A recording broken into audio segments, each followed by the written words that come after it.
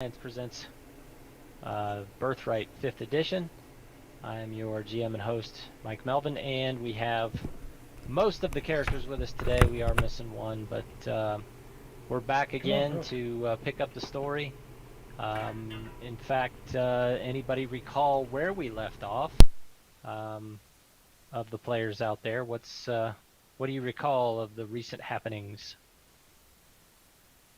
Remember us having a big battle? Battle on a boat. Yeah, that's a piece of it.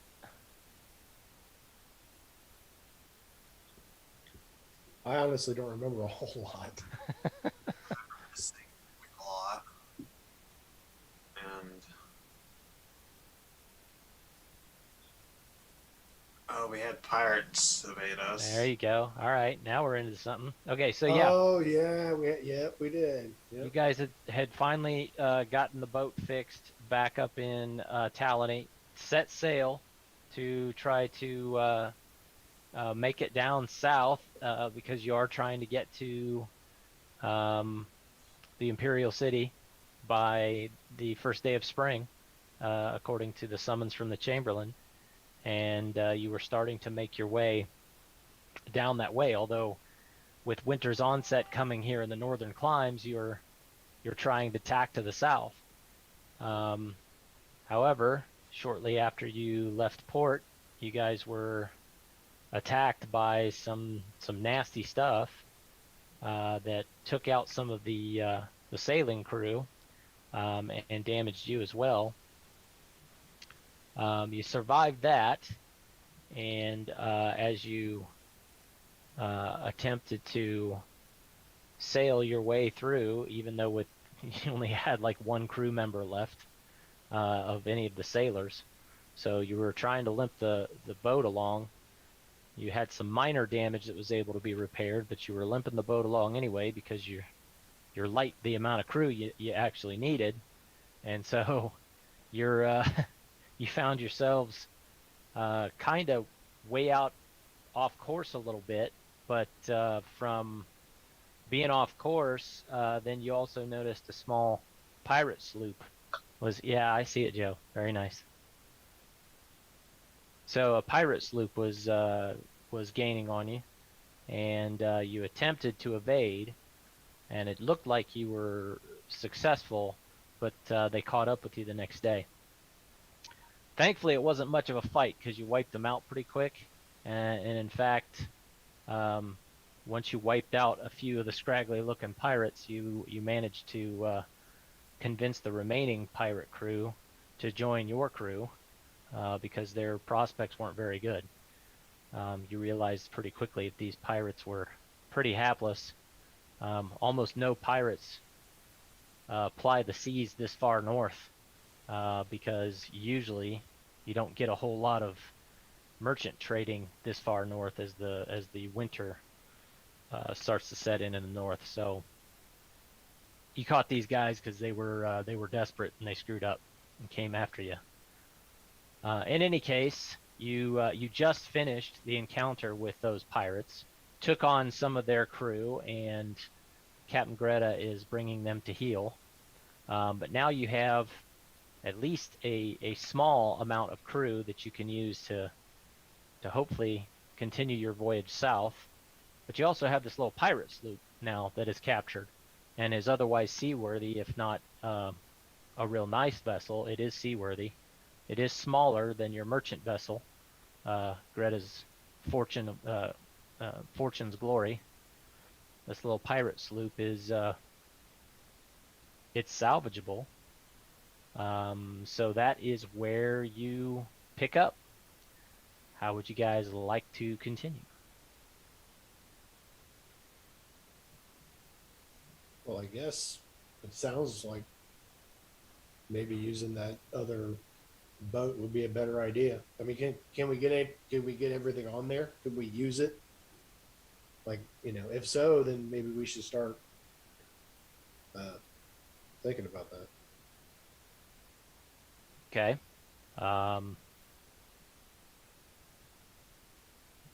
Are you just talking that over, or what are you doing? Is that a I'm asking I'm asking Greta, like, Oh, okay. what does she Well- think? Like, can we use this? Like, Well, can I ask you a question real quick, Asher? Malrain butts in. May I ask you a question there, Master Lane? yeah. We helped acquire said ship, right?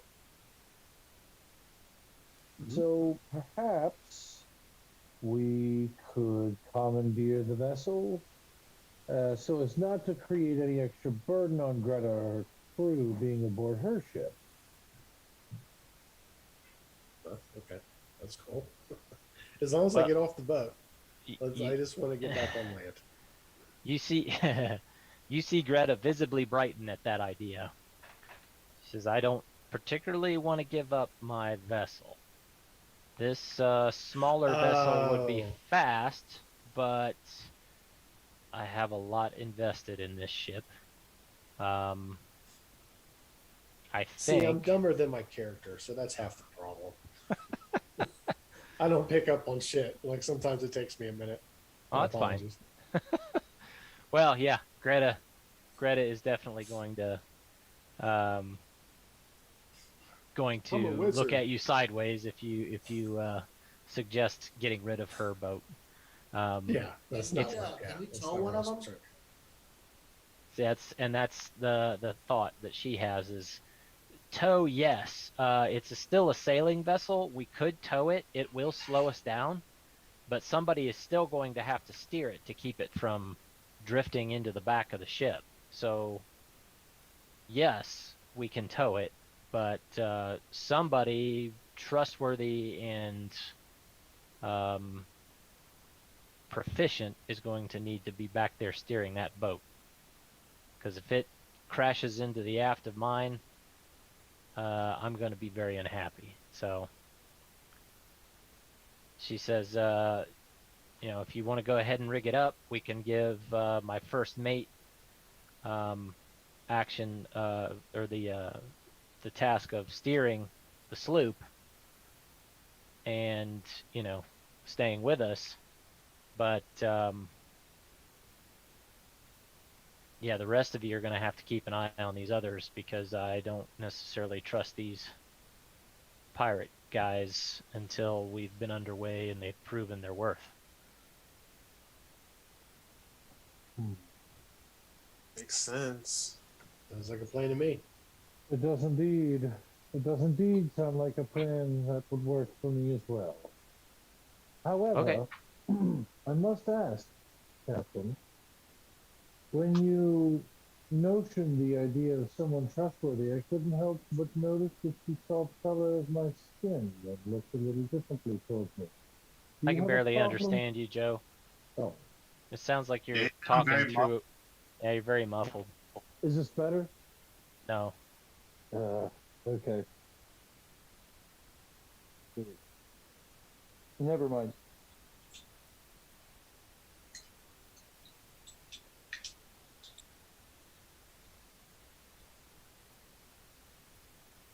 He was simply. Can you hear me now? Yeah, you're still muffled though. You got a That's headset? awkward. I do. Yeah, it's awkward. Is it? I'm Is your using- microphone boom down by your face? I was using buds. Is that better? That's why. Is it? No, they just don't pick up very well.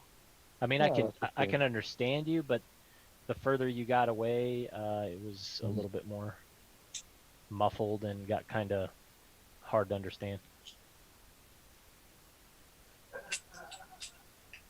So he is essentially saying to Greta, I couldn't help but notice a bit of a look when you said we needed someone we could trust. Do you have reason to suspect that I might not be trustworthy?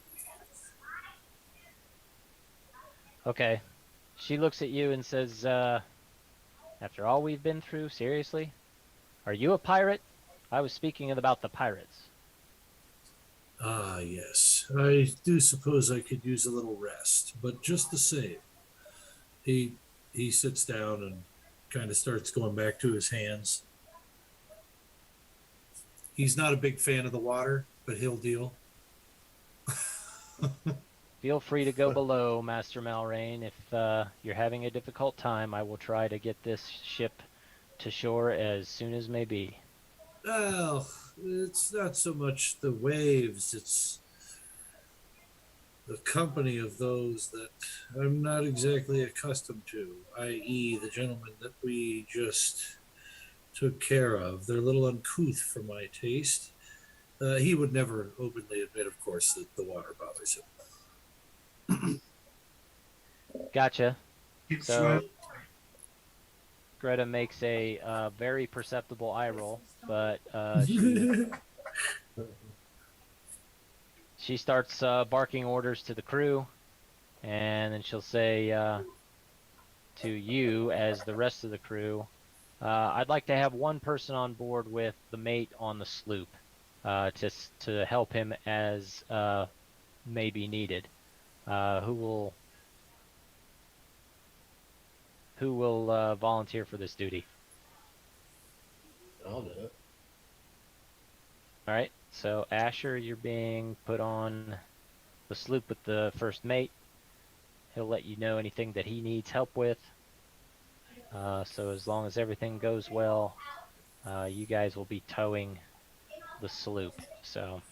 Oh, well, Greta, if it's gonna, if the evening is already upon us and well, things are starting to unwind, I'll take my leave and. Yes. Go below, Master Malrain. He does so. All right. So Malrain goes below. She tells Notor, Kelso, and Tass to keep an eye on our new crewmates. Make certain that they are hopping to my orders and taking care of business. Certainly, you're not going to know all the ins and outs of the sailing trade, but just make sure they don't cause any trouble or look to be up to any mischief. So post yourselves about deck to keep an eye, please. And then again, she begins to bark some orders, and to put the ship underway. So the tether is going to be somewhat tricky. All you really have currently are ropes to tether the sloop to the back of the trade vessel. So that's probably something you'll want to have a look at. Who would like to take point on that little project?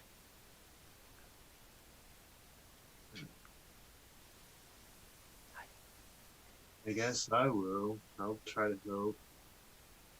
Okay. All right, Kelso. So between you and Asher, I would like you to make a couple of checks.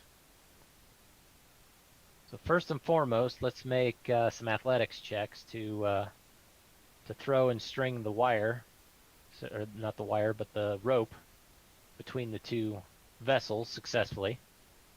So let's have a couple of quick rolls. Athletics checks, please, from Asher and Kelso. 21.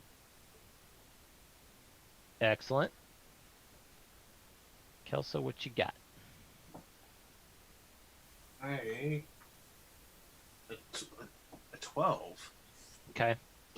That's sufficient. It wasn't a real good throw, but you did manage to toss it without simply dumping all of the rope right in the water. And Asher definitely catches it, so no problem there. Now you guys need to tie off that particular length of rope, and then you're going to have to do it two more times. So Captain wants 3 total ties in order to ensure that we're very secure. So first tie, go ahead and give me, if you have like tinker capability or something like that, you can use that, but otherwise it would be a let's see, we'll just make it either a dexterity check, or if you're particularly good at sleight of hand, you can do that.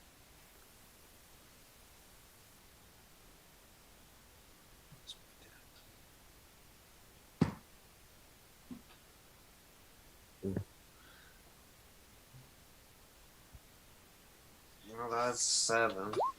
Okay. Yeah, mine's a 6. Okay. So you do manage to get it tied. As far as you know, it's on there. So, all right. Athletics check for the second line, please. 7. 10. Okay, 10. You managed to toss it over there, but a 7 doesn't get it caught, so you'll have to reel it back in and toss it again. So another one on the second line, please, for Kelso. 12. All right, you get it across. Asher, let's see yours again. 14. All right, that's a successful capture. All right, go ahead and do your dex or sleight of hand checks to tie 'em off, please. Oh, Jesus. 10. Sorry, what was that, Tristan? That was a 10. You got a 10, okay. And Asher? 4. Okay, yours didn't even grab for the first time. Kelso's is on. Yours didn't stay, so pick it up and try again.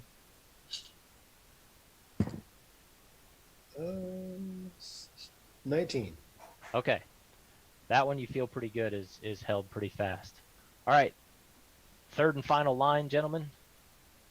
Kelso, toss it with your athletics check. I got a 19. All right. Very nice toss, Asher. Athletics to 10. receive. That's a 10. You do catch it, no problem. And then go ahead and do your tie-off rolls, gentlemen. 21. 20. All right. That one's on pretty solid. You feel pretty good that everything's on. So we are now solidly tied. The captain gives a quick once-over at your work. Kelso, the first mate, gives a quick once-over at yours. Asher, both are satisfied, and away we go. So getting underway again. So I'm going to change the scene briefly just to give you guys an idea of where you are. So looking again at the map of Anware here, just a reminder about where we've come from. So we were here at the capital city of Knowlton, the port city in Talony. You guys started making your way out to sea when you were ambushed, and then you came off course a bit as you were trying to evade pirates. So you're out off of the shore in this general vicinity, and you're going to start making your way southerly again. Thankfully, the winds are with you, and so getting the wind going shouldn't be an issue. But, of course, you are towing a ship with you, so that adds a little layer of complexity. Captain Greta doesn't really want to tow that thing all the way to the Imperial City if she can help it. She knows she wants to stay the hell away from Sea Harrow, which is the port city in Barrowan, for obvious reasons. You guys will recall that that particular domain is hostile, not only to Talony, who you just supported and made somewhat allies of, but also because it appears there are Barrowans that are directly opposing your arrival in the Imperial City. So she sees the next two possible options on her navigational maps will be here in Tegas or down here in Rosengay. So Hey, Mike, I don't have the map on my background. Mine's still the boat. Is that just me, or is that ever? Probably just you. I'm just seeing see- it on my end. Can you guys hear me Okay. better now? yeah, that's much better. Thanks, Jeff. Nice. Yeah, no problem. Thank you for letting me know. Yeah, if you need to refresh your roll 20, maybe, Chris, it's Okay. Okay. because you should be able to see the map there. Like I say, you're just above the Ah, legend here on we are. the. You got it now? Okay, cool. Yeah. All right. Thank you. So you see where I'm pinging there. It's roughly where you are. Okay. And as I said, she knows she wants to stay away from here, which is the capital city and port of the domain of Barrowin. She wants to stay away from there. So she's aiming to either get here in Tegas or here in Brosengay if she can. So that's the goal, and she lets you all know exactly what's going on. So again, the winds are with you. Hopefully things will go well, but there's going to be a little bit of rolling to do. So the plan is to go to Tegas. Is that the first stop? Like, is that the- Tegas is the closest and probably the best opportunity. But the problem is, and well, let's put it this way. Actually, this is a good one for you, Asher. Why don't you roll a history?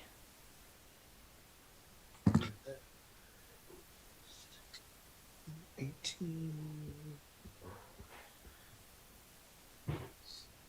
I'm like at let's see, 22. I got to pull up my character sheet, but I That's rolled a fine. natural 18. I think I got a 4.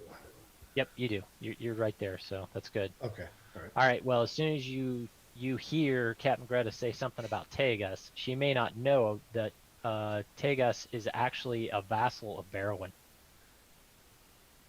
I'll certainly let her know that. Yeah. So yeah, you know that now. She knows that. She says, "Well, damn, we probably don't want to show up there." Then that is it's unfortunate because it's the closest port city that I thought might be trustworthy, but it looks like Brosing is the best opportunity. So we're gonna have to go down through the strait and get to Bindir, which is the capital port city of Brosenge here. So, assuming things go well, that's easily, a week of sailing. Assuming that the winds are favorable. So we'll do a few rolls, and we'll see how things are going. So first and foremost, Captain herself is going to pop off some navigation rolls. And also her first mate in charge of the other vehicle.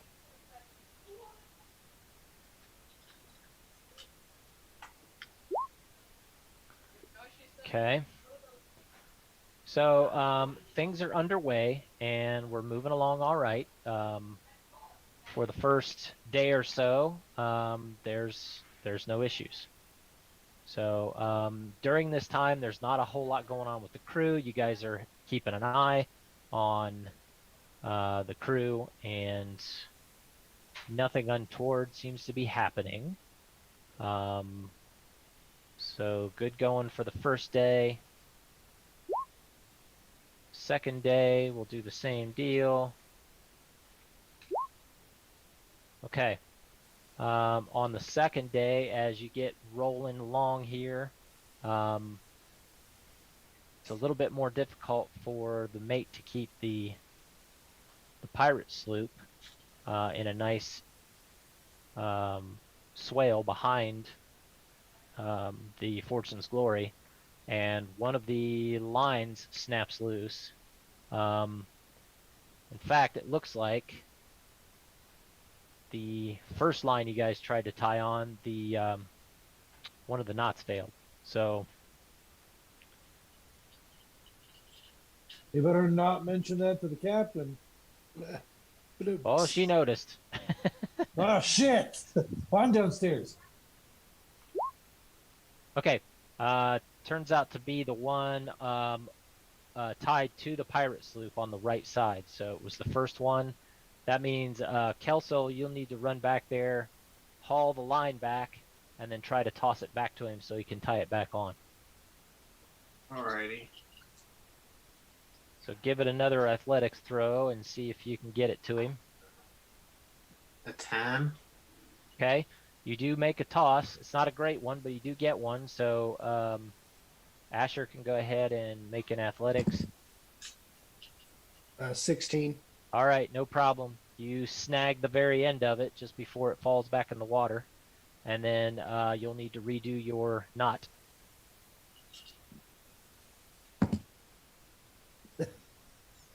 6. Okay. Yeah, it's tied. As far as you can tell, it looks okay. Never fear.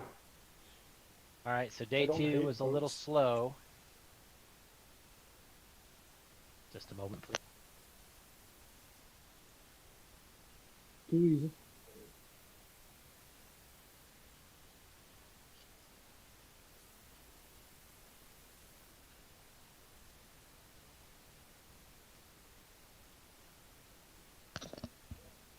All right, sorry, good stuff. Yeah, I understand that. Okay, so day 2 didn't get quite as far, but nothing catastrophic has happened. So we have another day 3 going here. Oh man, lots of success, plenty of distance put in. Guys are moving along at a nice clip. The wind continues to be in your favor, so all good there. Day 4.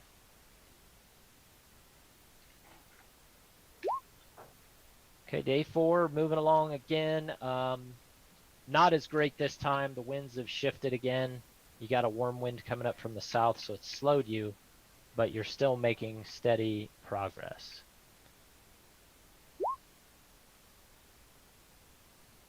Day 5. Another good day. So you're moving through, and you're starting to notice as you go that the weather's starting to warm up. It's mild, but you're definitely getting away from some of that winter chill that was starting to set in the north. You're getting close to, I think, what they would consider sub-equatorial regions, if you will. So you're getting further down into this hemisphere, and so it's starting to warm. Yeah.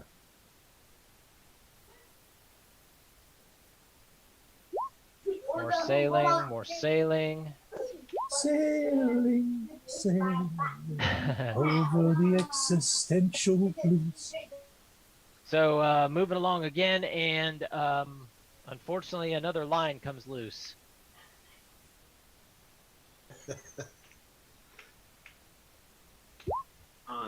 Okay, it's the same one. The same one pops loose, and in this instance again, it was the knot that came loose once again. Same one, same spot. So have to stop and tie again. So let's have it again. Alright, I got an 11. Okay. The 10. The captain is really thinking about their life choices right now. Yeah, well, she knows that this is going to be a difficult deal. So,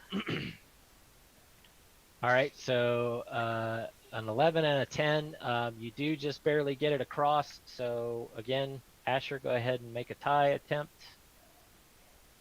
Come on. 9. Okay, it's attached. You think it's attached a little better this time. I'm gonna have so many phobias about boats. It's gonna be ridiculous. I've had it with it. No. Everybody's gonna be like, enough freaking boats. What do you think Malrain's downstairs? Yeah, well, I get it. So Well, he's also an uppity prick that probably believes this work is below him. yeah, well, there you go. That's why they're all very happy to let him brood inside the cabin, right? So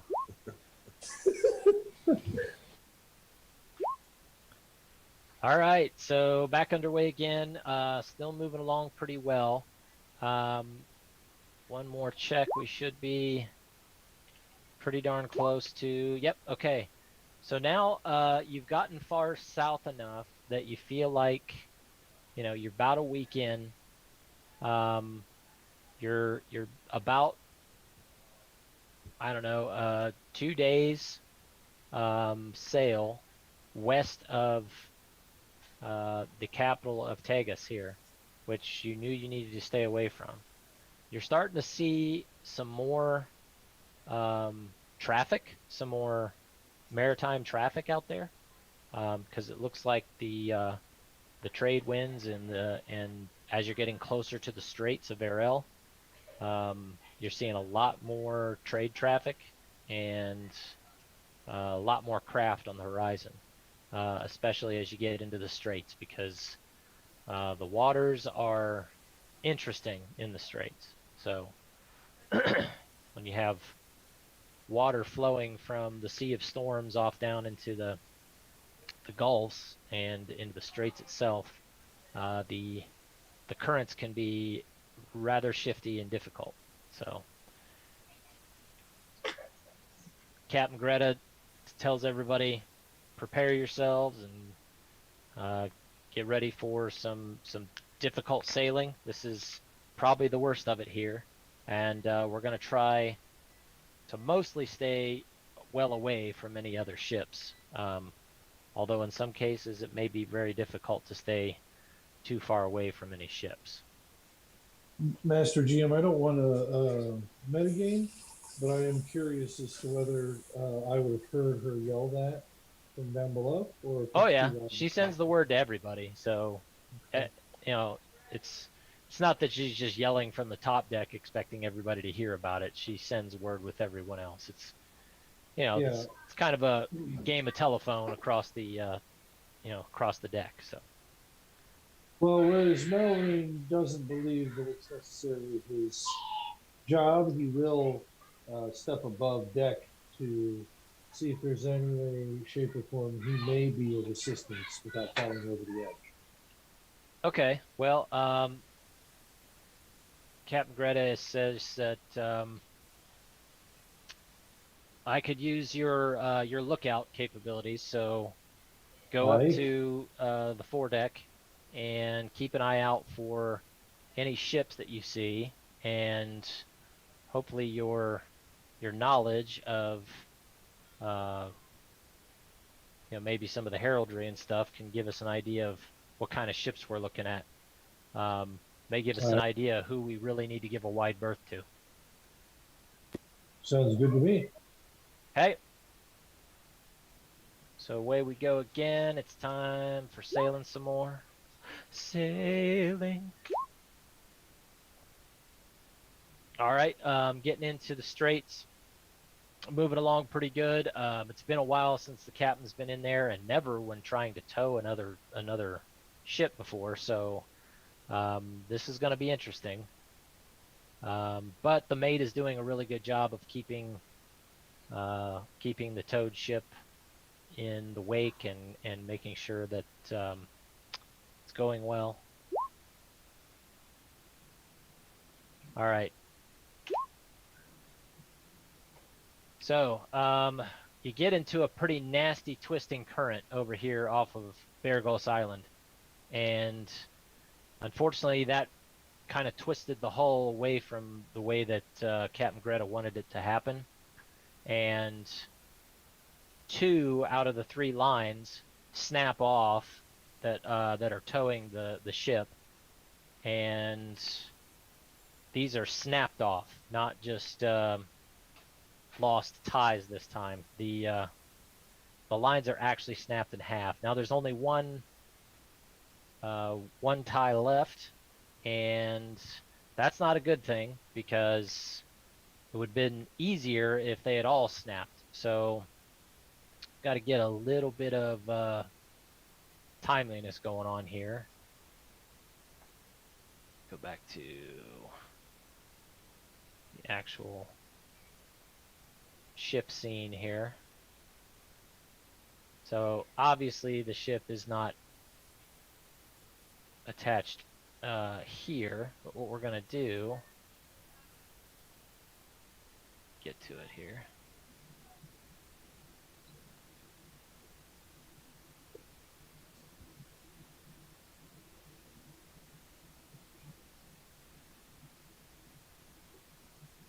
Trying to update the scene for you guys here, so you can see kind of what the deal is.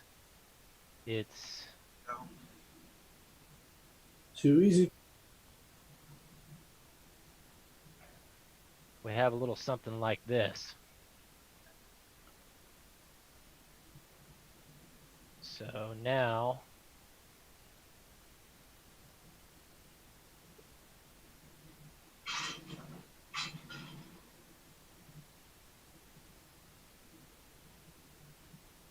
Ooh, interessante.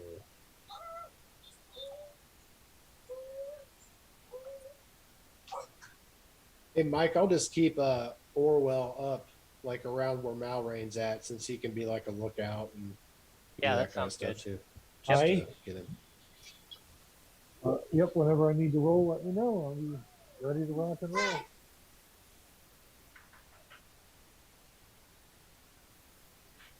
Tell you what, man, sometimes these things do not want to move the way I want them to. There we go. There we go.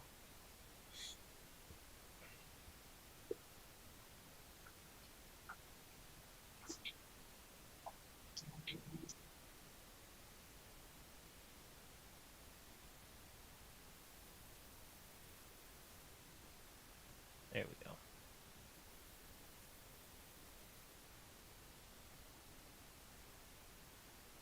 There's Orwell back with you.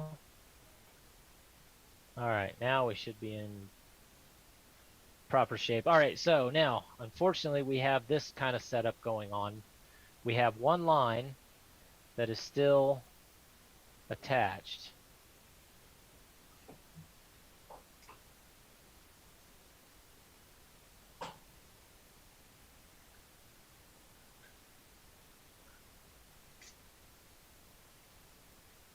Okay, hang on a second.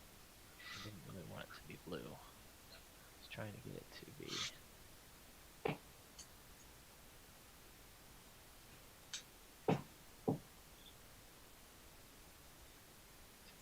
There we go. So now we have one line on. Okay, that's not at all what I wanted either. Criminy. Sometimes the line doesn't cooperate with me the way I want. Good.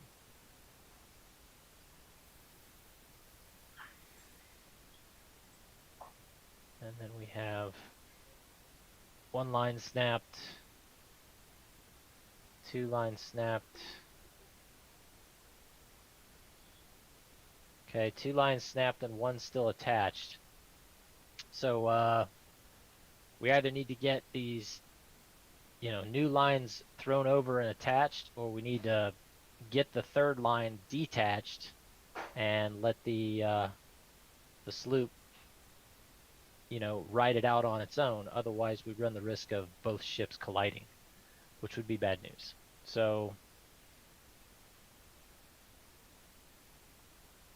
Captain Greta is barking orders. She sees the lines snapped. She says, "Okay, you two, you got like one chance to throw one line and attach it. Otherwise, you're gonna have to hack the other line." So, Kelso, she's gonna have you try to toss one and attach a second line to stabilize this. If you miss, then you're gonna have to run over and detach the other line quickly. Alright. 18. That's a great toss. All right, Asher, see if you can receive that. 13. Okay, you do capture it. It's a good toss and a good capture. You've got them. Go ahead and tie them off. They gotta be good ties in order to stabilize this. Yeah, Kelsey's never really been one to do better with the line. All right, let's have either Dex or sleight of hands and get them tied off. Both Oh, Kelso and Asher. 18. Asher got a good tie. Let's see what Kelso Finally. gets. Got a 15. 15. All right, successful tie. Well done, gentlemen. All right, so you do manage to get a second tie on, which stabilizes the connection between the boats.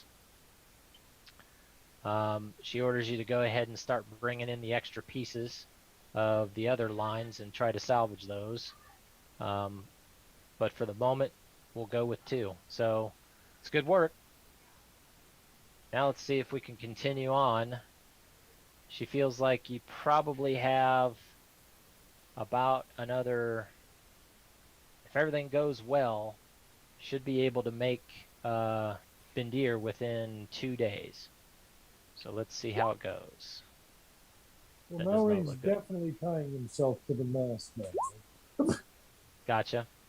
All right, Captain Greta continues to have a hard time navigating through the strait. It's not going so great, but the maid is doing a really good job of keeping the sloop from being a problem.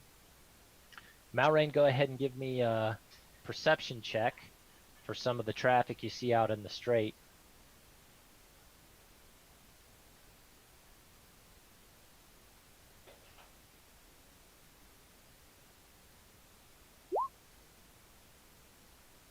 Okay. 16's not bad, so you do see Let's see. several vessels in the distance. Some of them are too distant for you to be able to get an identification, but some of the ones that you see in the foreground have an interesting looking design to them. So give me a history check.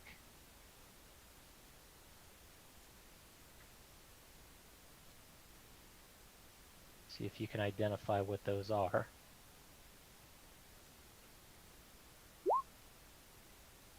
'18's very good. Okay. Based on the whole design and the way the sails are configured, you identify them positively as Canassi trading vessels. So those are the Southerners from the Canassi lands over on the southeast of Corellia. Okay. Those are the dark-skinned humans that have kind of a magocracy Yeah. sort of a culture to them. They're also very strong on the waters, and so you believe you're looking at Canassi trading vessels. So they're trading vessels from the south. From the south and east, yeah. So again, if we East. go Okay. to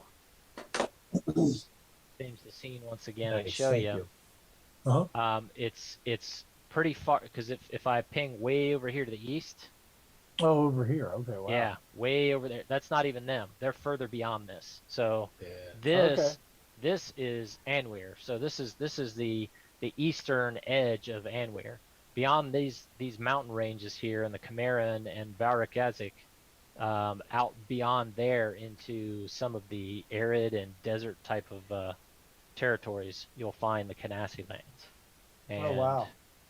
so they ply trade all up and down the southern coast. And so Canassi vessels are pretty commonly seen in the strait here. Huh. Okay. All right. So I will toss that information down to the team. Okay. That's good. Mostly Canassi. Go ahead. Yep, great. And so the captain nods, and you can see that she visibly relaxes. She That's some doesn't distance. believe the Canassi are likely a threat to us. So Well, that's good because there's quite a few. right. All right. More sailing. Uh-oh. Okay. So Captain Greta's got the Fortune's Glory stabilized and floating in a nice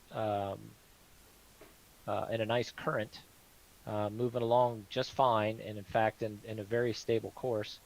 But unfortunately, the mate is having a hard time doing the same with his tethers, and it appears we have. Let's see.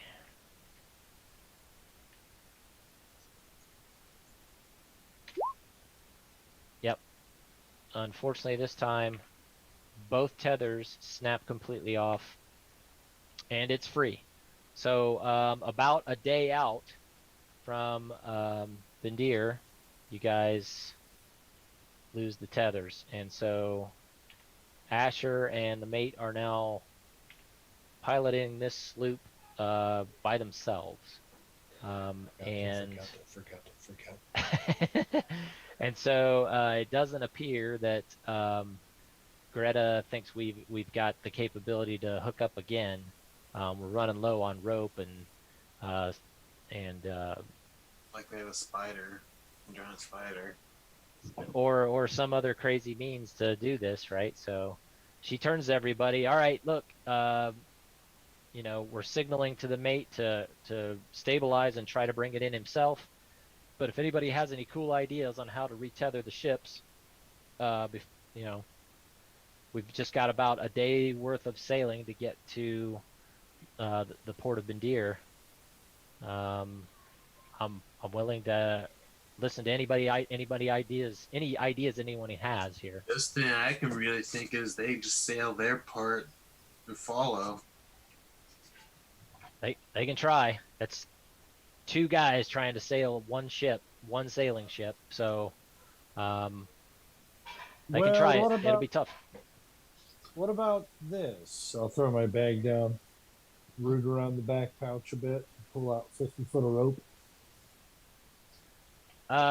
Yeah, one length of rope might get it. You can try to toss it, but we're rolling free. Actually, they're opening the distance of, and it's already beyond 50 feet. So we could try to navigate the ships close to each other again, but like I say, the straits have a heavy current to them. She's not sure we'd be able to get the ships navigated close enough together to do that again. We can try. Well, it doesn't sound like you're too confident in that, and there's no use in. She says, "I'd really rather not risk damage to my ship. The sloop is a secondary priority, but ideally it'd be great to get both ships into port safely." Hey, Mike, is this when this is going on? I'm assuming like I'm not. I can't. Is there hear anyone any else of with this. rope? Hang on, Malrain. What was that again, Chris? I was. I'm just asking if, since this is just happening, like my character can't hear any of this, right? I'm in that other boat. No, you're in the other boat. You can't really hear any of it. I mean, they're Okay. I know trying to something's kind of going on, but yeah. So I mean, the contingency was if this happened, the mate knows. Okay, we've got to try to stabilize this thing ourselves. So okay, yeah, I'm totally deferring to him. Like, yep, whatever. You and he will both be trying as best you can to get this thing where it needs to go without running it into anything. So okay. All right. Anybody else ideas? Well, Malrain will pipe up. Well, I mean, we could leave a small skeleton crew aboard the sloop and come back for it. I wouldn't see why that would be any trouble. Well, Captain Greta says I carry this vessel. Yeah, she was hoping that she'd be able to maybe sell it. But at the end of the day, she doesn't want to risk anything happening to the Fortune's Glory because she has like I say, she has an attachment to it, and it's much closer are we to shore? It's about a day from the port you need to get to. There's not a lot of ports along the straits down here because of the Sea of Storms being right there. There's a lot of storms that blow in, and the currents are kind of nasty here in the straits. You got to find a good port where the waters have a natural break to them, almost a harbor, so that you can pilot in safely. Most of the shore and existing coastland down here on the south is very rocky and uneven, and it doesn't really allow especially larger boats.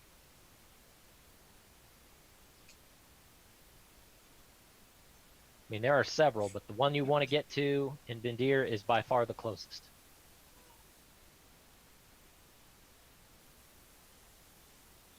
Any other thoughts? Ideas? I have none. Let's see here. Notor says, "Well, I'm a child of the forest, but I could try to shoot a rope over to the other boat, I guess."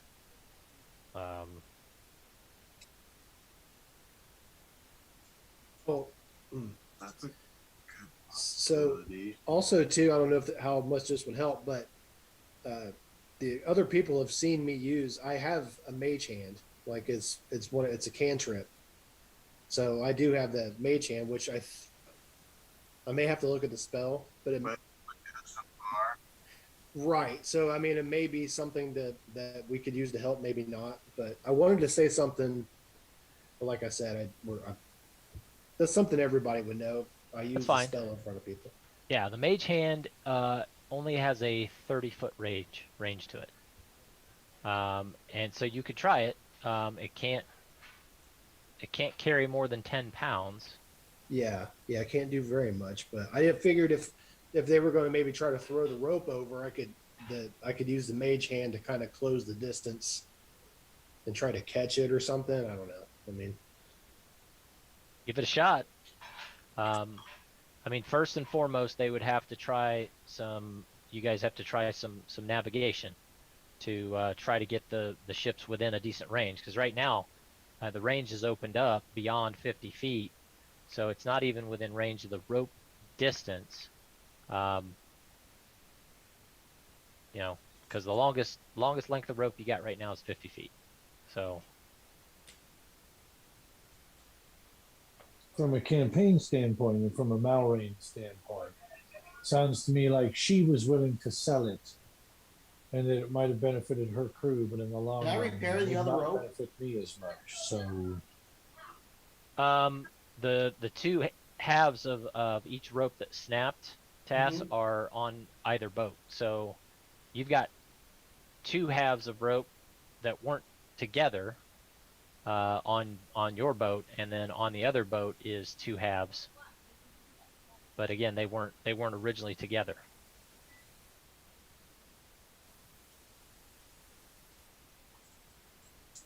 would Um, would Orwell be able to grab part of the rope and like fly it? I mean, once we get into range, I mean, would he be able to grab it and then fly it over? Like, or is that too much weight for him? I could turn it to a bird and possibly. You got that capability? Yeah. Yeah, there you go. Depends on how big the bird is, right? Orwell, he can fly, but he's not very strong.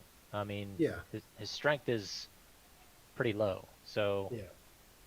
Just throwing it out there. yep, it's a thought. He'd be willing to try it, but he might not do so well. Rope does get heavy, especially the longer you carry that length, Mm-hmm. I can't do a flying thing yet. Okay. Never mind. I can do swimming. Yeah, you could try that. But that, Again, the waters are kind of heavy and choppy, and the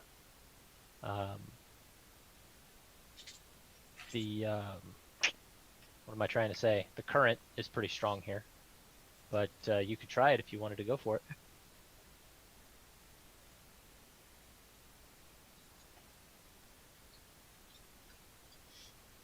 probably not. Yeah, again, child of the forest. If you're not used to the sea, you may not really know what you're getting into, right? Exactly. Okay. Um, well, first and foremost, Captain Greta will give some hand signals to the mate to try to close the distance to see if they can safely do that first. So they're going to do that to get started. Let's see how it goes. Okay, so Captain Greta's got the Fortune's Glory stabilized. Now the mate has to roll, but unfortunately he has to do it at disadvantage because, he doesn't have a full complement of crew. Okay, so unfortunately it doesn't go well. The distance continues to grow. So Greta gives them the hand signal to go ahead and try to float it in themselves. So any other ideas anybody had, unless they have any other cool thoughts, I think we're just going to have to try to float them in separately. That's what I'm thinking. I'm Okay. totally on board with whatever. All right. So Greta's, she's stable and going fine for the next day. For another check. Oh yeah, no problem. She easily makes the port and gets out of the heavy currents and whatnot of the strait and gets into the calm harbor area. And from there, it's a pretty easy deal for navigation to get to an actual dock. Now, for Asher and the mate, however, that is a much more difficult deal. So, Chris, you don't have any proficiency in seamanship, so probably going to have to just roll like maybe an intelligence roll or something like that, because the mate's trying to get you to do several different things and explain them to you. So let's see how well his explanations are getting through to you so that you can pilot this thing. Okay, I'll give you intelligence from here. 8 for the first one. Okay, not great. And he navigates at a 3. Uh-oh, this is not looking good. All right, so Bye, everybody. you guys are having a real hard time keeping this thing in good shape. It's looking rough. You guys are starting to kind of founder and move toward the south a little bit. So let's do another roll and see if you can pull it out of this. Ooh, there we go. 21. All right, so you rolled really well. You're managing to get this stuff done. He's having a hard time catching the good currents, but at least it's stable. So you're off course. You're at least a day behind, but at least you're out of danger for the moment. So let's go ahead and roll it again.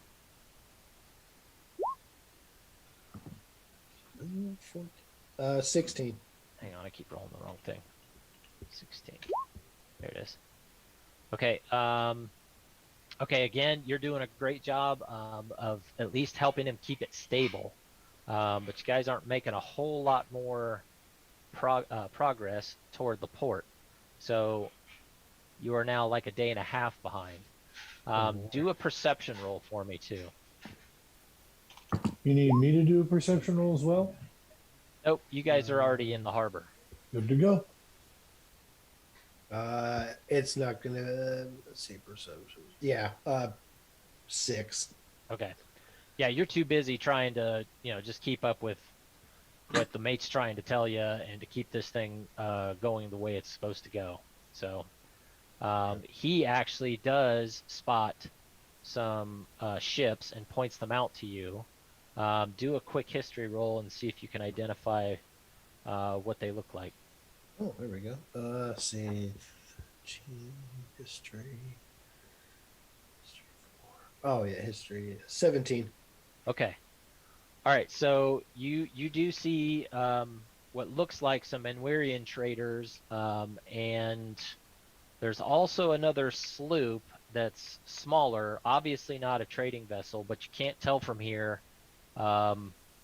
what the nature of it is, whether it's a military boat or a privateer or a messaging vessel. You don't know. You just know it's a smaller ship.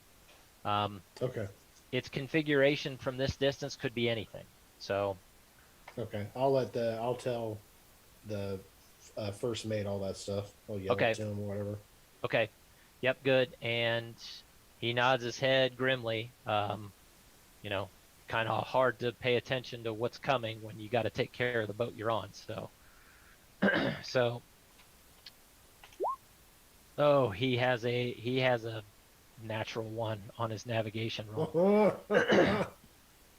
So unfortunately, he catches a bad part of the swell in here and runs it aground. So the ship that you both are on, Are we sinking?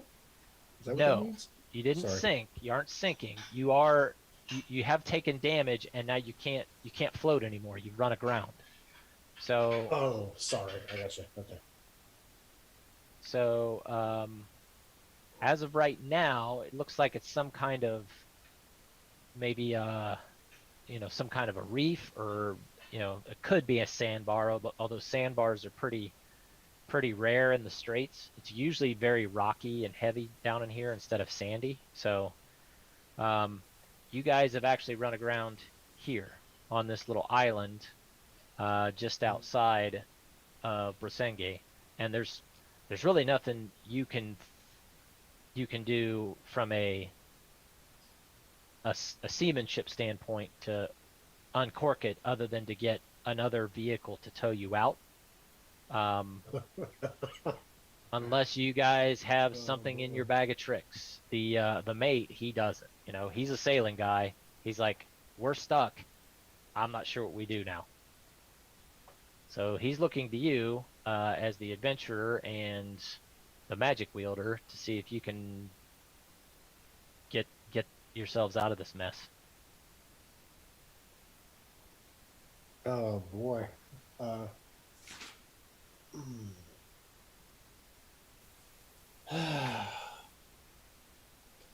Well, okay. So my initial thought would be to write a note, or scratch something down and send Orwell off to find the ship and let him let him know we've been stranded or something. Okay. But once again, I kind of feel like my intelligence isn't as strong as my character's. So, Well, I mean, if that's your thought, I mean, like I say, you can because go ahead. I don't have anything magically that would help. I Sure. have the book, but I don't. From what I've been reading of my book, it really doesn't have anything to do with this. So I don't have any spells that would help. So Okay. yeah, that's just I'm gonna tell them that's what I'm gonna do, and we'll just have to pray that they. No, I'm not gonna say that. I'll be a little bit more optimistic. Okay. Hope we get found, or we'll be Right. found. Okay. So you're gonna send Orwell off with a note to let everybody know what's going on. Yeah. Okay. All right.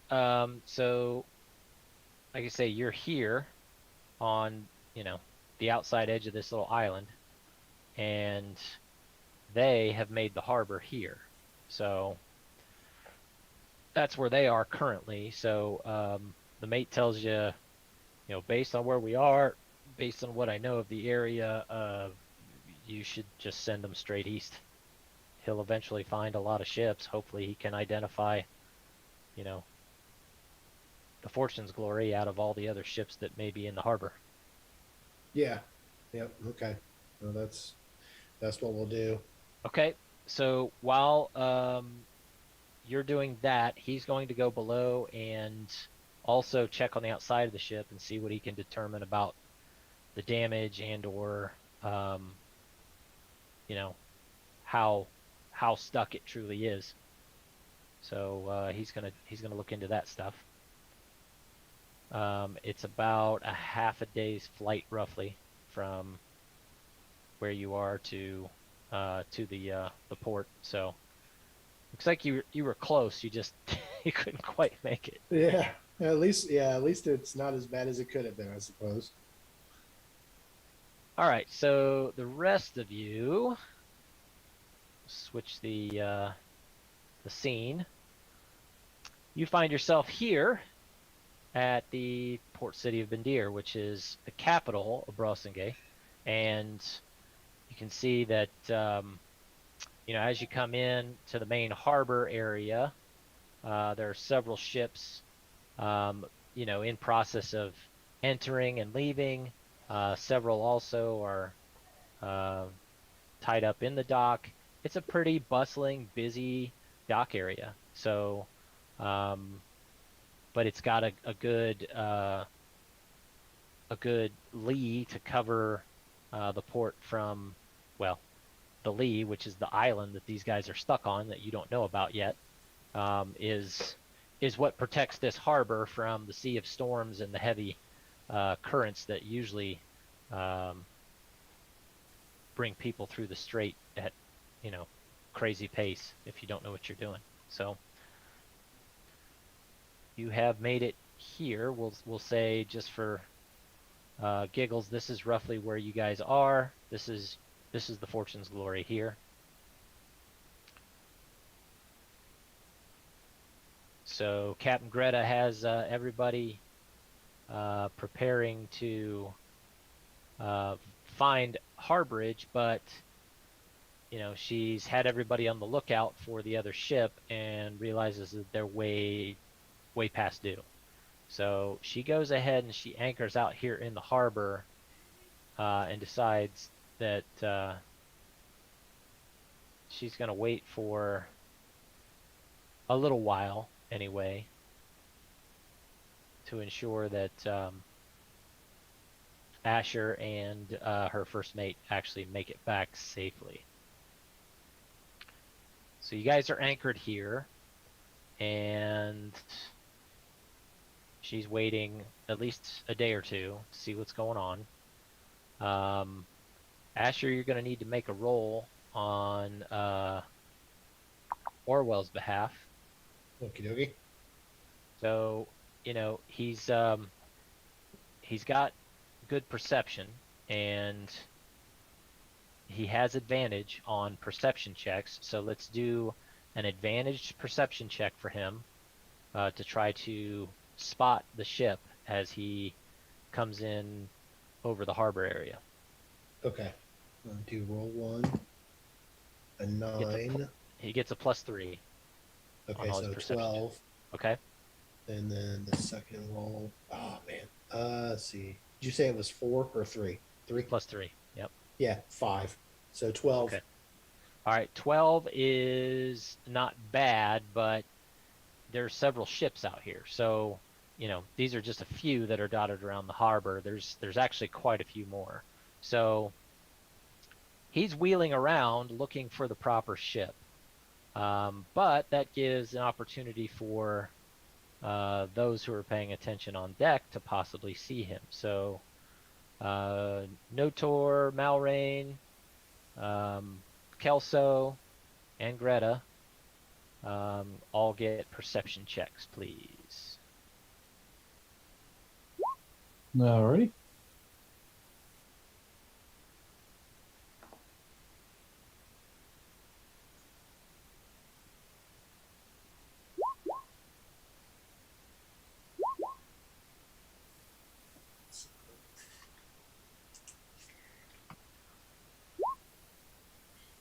Okay. Those are all pretty good. You already rolled one, Malrain. You had yours in there twice, but Awesome. Okay. all right. It's So that way. Malrain is taking his lookout duties very seriously because he sees something that he finds is a little odd. There's no shortage of seabirds floating and flying about here in the harbor, but he sees a white bird that looks rather different. And after a bit of study, he realizes quickly that you know this bird. and it's Orwell, which is Asher's owl. So, how I would you like do- to? Yeah. I Go ahead. do believe I see your foul-feathered friend approaching. Jesus. I believe you call him. No. I believe you call him Orwell. No, Asher's not on the boat with you. Oh, that's right. Hold on. That's what You Greta should says. be able to hear him. I see our foul-feathered friend that must have been sent to give us some sort of message. It is Orwell. Look lively. Look lively. All right. Well, so you can see that he's wheeling about the harbor, so you recognize him, but he hasn't come down to the boat. So, By the way, don't tell Greta I called her a pirate. uh-huh. She might take it as a compliment, honestly. But I'll anyway, try holding my hand out to see if the bird will land on my hand. okay. Holding your arm out doesn't seem to do anything. Okay. Rats. Woo! Woo! Try a bird call. Do I, All right. Greta's not sure what to do there. She says, I don't really do things with birds. Yeah. Notor's like, can't really do where? this. Where? I don't Oh, see him. And you rolled a animal handling. But There's no animal to handle. there's no animal to handle just now. So Well, he is himself as an animal to handle. yeah, that's for certain. Well, Malrain is a right. bit of a jewel, isn't he? Anybody have ideas how to hail this bird or what? Let me see if I've got any spells that could aid. Go and try to help it. All right. Oh wow, yeah. Good call. The druidly type might be helpful here. All right, what you gonna try? Crap. I should do some animal handling. Well, I mean, there's no animal to really handle. You're just trying to get him to Can you Oh, talk to him? come to you. He's flying around above the harbor, and you recognize him, but he's not Hey, coming can I to the strobe ship. a light so we can get his attention? bird call. Well, you could try it, I suppose, if you know the kind of call to give. Like an hour, right? It's an owl. Son, what did you say? Can I strobe a light for him? He's probably Strobe a light? recognized this strobe before. You can go ahead and try it. Yeah. Yeah, I will try to get his attention by using my item to Okay. actually project a light towards him. All right. So you do that, and then Tristram, you either roll an animal handling or an intelligence check, one of the two, and we'll see if your hooting and hollering makes any difference. Well, I rolled a 1 on that, so. Okay, well, that doesn't sound anything like a damn owl. So, whatever it is you're doing sounds like, I don't know, somebody's been into the peyote. Anyway, nice And I'm try, not Kelson. sharing. Yeah. It reminds me of the dude from the cartoon movie Rio, running around making those bird sounds. That's Kelso squawking and strutting around the deck, and everybody's wondering what the hell he's doing. I got another idea. Do I have any expired good in my pocket? Never a bad thought. All right, Orwell, make another perception check, again with advantage, because that's how he does things. Let's see if he successfully spots. First roll was a 17, so it's a 20. Okay. And then the second one's a 15. So Okay. All right. Well, the 17's strong enough, so he does notice the flashing light, and he recognizes it, and so he gets down close enough to where he can see the people aboard, and then he recognizes you. So he comes down stays far away from Kelso doing whatever the hell he's doing, all that gyrating and noise making. And yeah, Malrain was trying to animal handle the deck or something, so he floats down to Captain Greta. Merely trying to. Yes. I know. It's just fun to make fun of you. But anyway,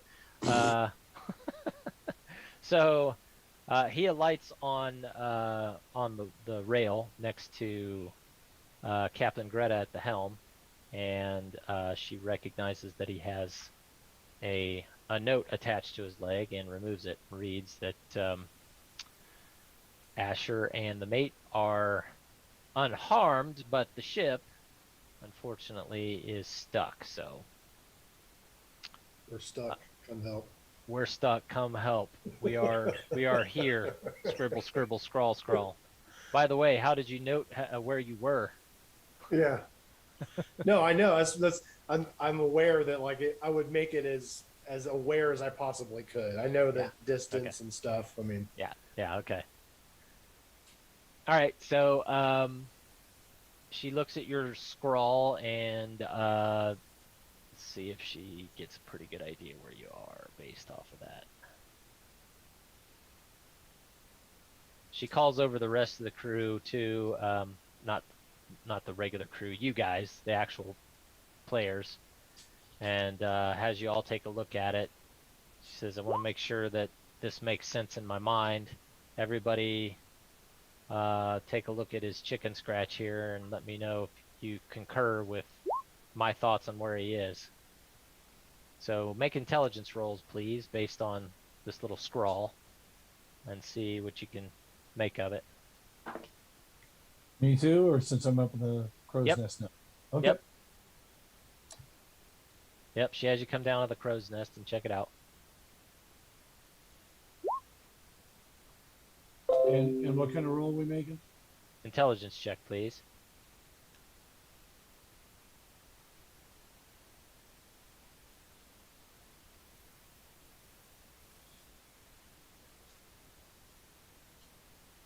Would my investigation help with this? In this particular instance, no. It's just trying to see if they're legible. Not a deep mystery as much as it's just, you're trying to pull together a consensus of which way you're going to go and try to find the boat. Okay. I got nothing. That's fine. I mean, based on a couple of rolls here, Notor, who has a pretty good sense of direction and, happened to notice which direction the bird was coming from, says I think we should probably stick to the north side of the strait, due west of here. So, oh, Tass had a nice roll too. So you concur also, Tass. That makes good sense to you. So, all right. So Captain Greta is going to have you guys roll back over, try to get to him, and see if you can haul him out, or if you can't, just rescue your people off the boat and leave the stupid boat there. So that's the plan. All right, so Captain Greta makes another standard navigation roll. Okay, actually she gets, should have rolled that this way. Hang on a second. Here we go. So, again, knowing something of this area and the fact that you don't have to go far, she easily gets you to the location where the ship is stuck. So you guys have the ship there. The mate has just finished, well, while you guys were waiting on rescue, the mate did finish an investigation of the hull. He has no idea whether or not we can haul it out or not. Says worth a try. We'll see if it'll work. So once you guys get things together, get a couple of lines lashed up, we're not going to do all these test rolls and stuff again. We're just going to lay it down to some standard navigation rolls to see if you can get the boat out. If it doesn't come out, then you're leaving the boat behind.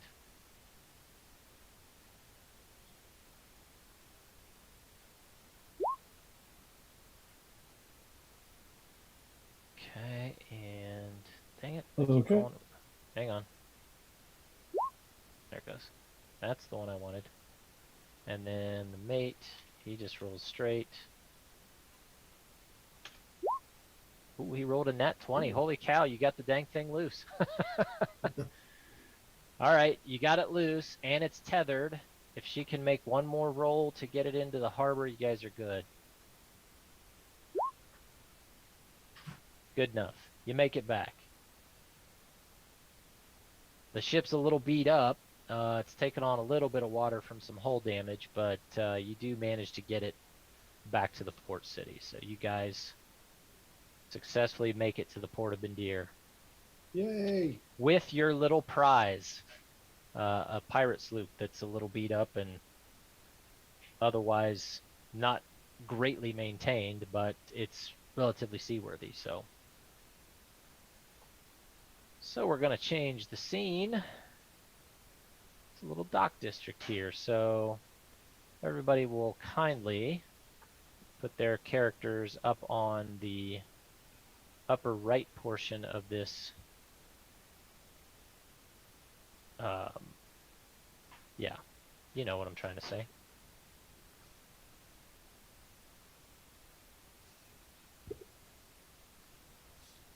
This particular scene.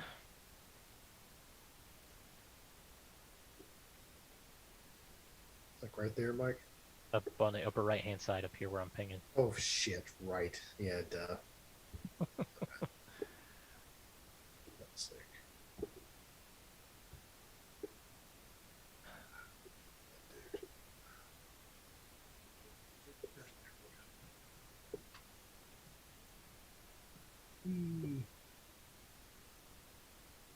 Yeah, it's like everybody's a little small, so I'm gonna increase your size a little bit here.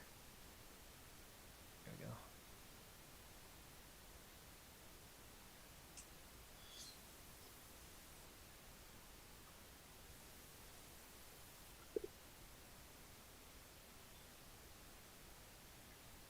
Okay.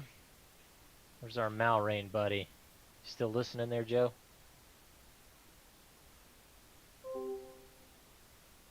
I'll drag him out there.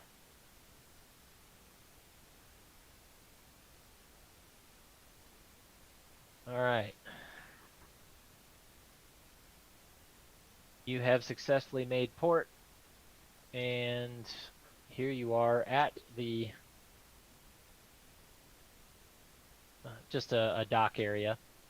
You know, asking to some of the dock hands and whatnot, you can see that around there's a dock master on up the way who will receive you, and you may be able to get some information about maybe how to sell a ship. So at that point, we're going to go ahead and take a short break. We'll go ahead and let everybody use the restroom, grab drinks or snacks, what have you. And we'll stop back here at about, let's say, 8:25. That's about a 15-minute break. Sorry about that. That's fine. We're in a dock area, and we're about to take a break here, about a 15-minute break, and then Okay. we will get into the next portion of the story here. So, Okay. 8:25 will be our reconvene time. Okay.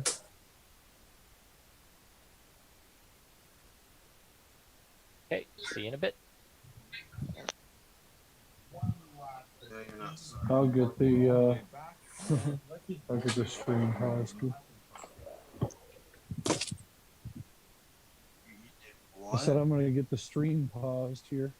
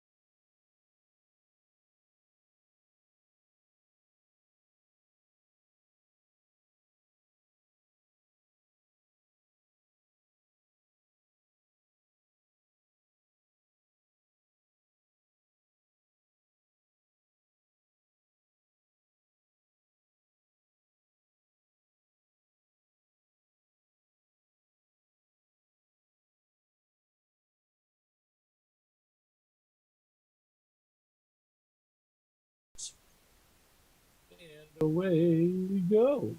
And we are live, Master GM. All right, welcome back, everybody. Oh, let me turn my camera back on. Gee. Camera, There we go. camera. All right, welcome back, everybody. We are back live with the Birthright crew. They have just made harbor in the city of Bendir in the realm of Brosengay, which is very close to their ultimate destination of the Imperial City of Anweir. But they had to bring this captured pirate ship somewhere, and hopefully find a way to get it sold off. So that will be our first order of business, is to attempt to find some way to offload this boat. So Captain Greta pretty good chats at up. selling stuff. Yeah, that's fine. So, I mean, Captain Greta chats up a couple of dock workers. They tell you that over this way is where you'll find the dock master, and you can start having those conversations. So, you do notice that the docks are rather busy. There's lots of folks walking about, mostly dock hands. You do see, dock hands just walking around doing their business. Some are loading ships, some are just meandering about. But looks like a busy port. There's a lot going on here. So, Do you know anything about this boat? do you know anything about the boat? Yeah, do we know anything about it so we can sell it? Just that it's a pirate sloop that you captured from a would-be pirate band, and it does Just have off- some damage to it, but is otherwise relatively seaworthy. That's what you know. Does Greta think it's worth, I guess, well, anything would be worth looking into selling, but does she have like a value on it? Does she think that, about how much we could get for it? She didn't think we'd probably get very much. If I you can't- remember how much it was to even repair hers, It was super expensive. it was pretty pricey, and It was you're like trying to 2,500 gold or something. yeah, and it's a functioning ship, although it's not in mint condition by any means. So she's hoping that you might be able to clear 1,500 to 2,000 gold for it. Just depends on what the market looks like. So Really? Okay, that's cool. Because Asher will say, I'm not the haggling type. That's not really. I don't do Sure. well with those kind of. no, I things. get it. Yep, yeah. Well, and that's just how that works. It's sometimes it goes your way, and sometimes it doesn't. But let's see how it works. So, like I say, you see busy port town. Plenty of people walking about. You do see a couple of guys patrolling the docks here. They're around. Just a couple of them, but they're carrying these, or they have leashed these large dogs. So you got a couple of guys patrolling the docks with dogs. Malrain looks to find himself in a. I'm sorry. That's not Malrain. That's Yeah. Malcolm. Yeah, got it. Yeah. You. That's him right now. So This guy's a there you nut. go. Yeah. So, anyways, Malrain will be looking for an audience with any of the dock magistrates because he wants to find out the local import-export laws, what should or should not be being brought into this region. Okay, it's fine. Like I say, I'm sure the dock master can give you some of the details on that. Doesn't see any reason why that should be a problem. Just a second here. It's my job to keep the crew legal, so I want to make sure that I, What were you saying, Tristan? We're still waiting for them to show up, aren't we? They're still Who's them? they're there. No. They've all made it back in now. So you Okay. guys managed to go out and get them towed in. So it worked out. The towing did work, and you were able to get the boat unstuck and get it back to harbor. So Should we check that there's any treasure in there? you already did that when you captured it. It Okay. didn't have much on it. I mean, in fact, it didn't even have a whole lot of supplies on it because, Screw that. I say, that pirate band that was coming after you, they were pretty desperate. They didn't have much.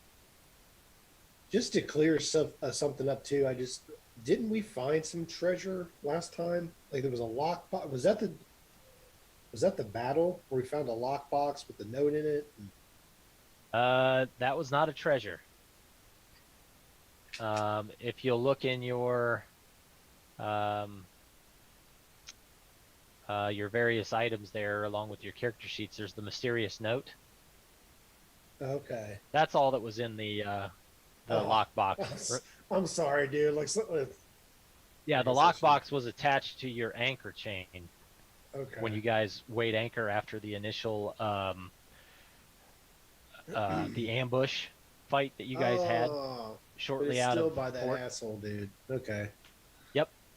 Yeah. By okay. it says Barrowan. It's signed Barrowan. Yeah. And that was the name Think- of the dude that, you know, That dumped us initially off. dumped you, out of the ship. Yep, that was Alright. his name. He shares the name with the actual Archduke, Eric Barrowan, who's the regent and ruler of the domain of Barrowan All and right. its holdings. So All right. Sorry about that. I didn't mean to get too sidetracked. I just No, you're fine. kind of That's forget fine. that stuff every now and then. yeah. Well, it's been a minute since we've talked about some of it, so that's fine. Yeah.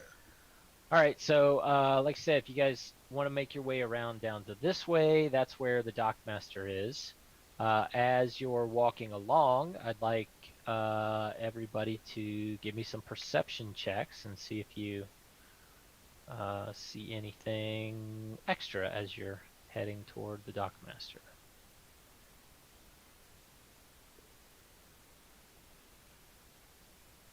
$24. Okay.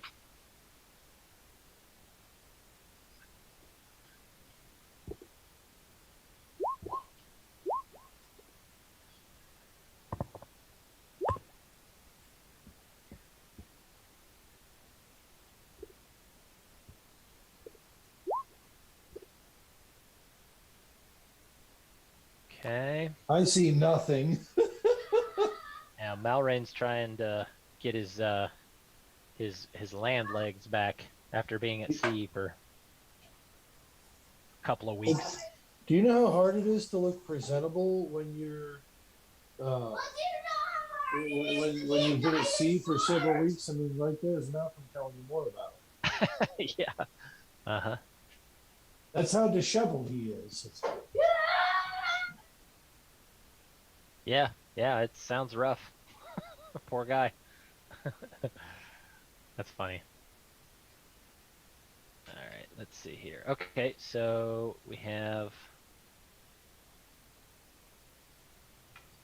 And what was your roll again? I'm sorry, Tristan. I think you said 20 something.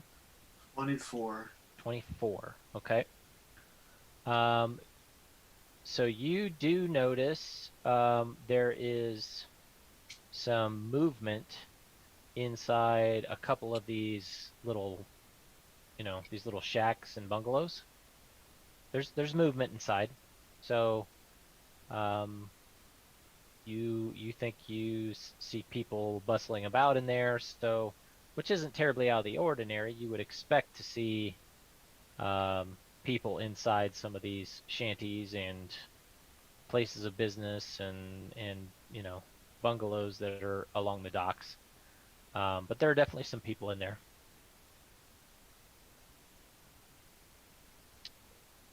Alrighty. All right. So you guys are moving on down Gangplank here. You go past one of the hound masters. The hound sniffs you up and down a little bit, but otherwise doesn't seem to take any serious notice of you. Give me some. Well, let's see. The two closest people that passed to him were Greta and Notor. So Greta and Notor will both take perception checks.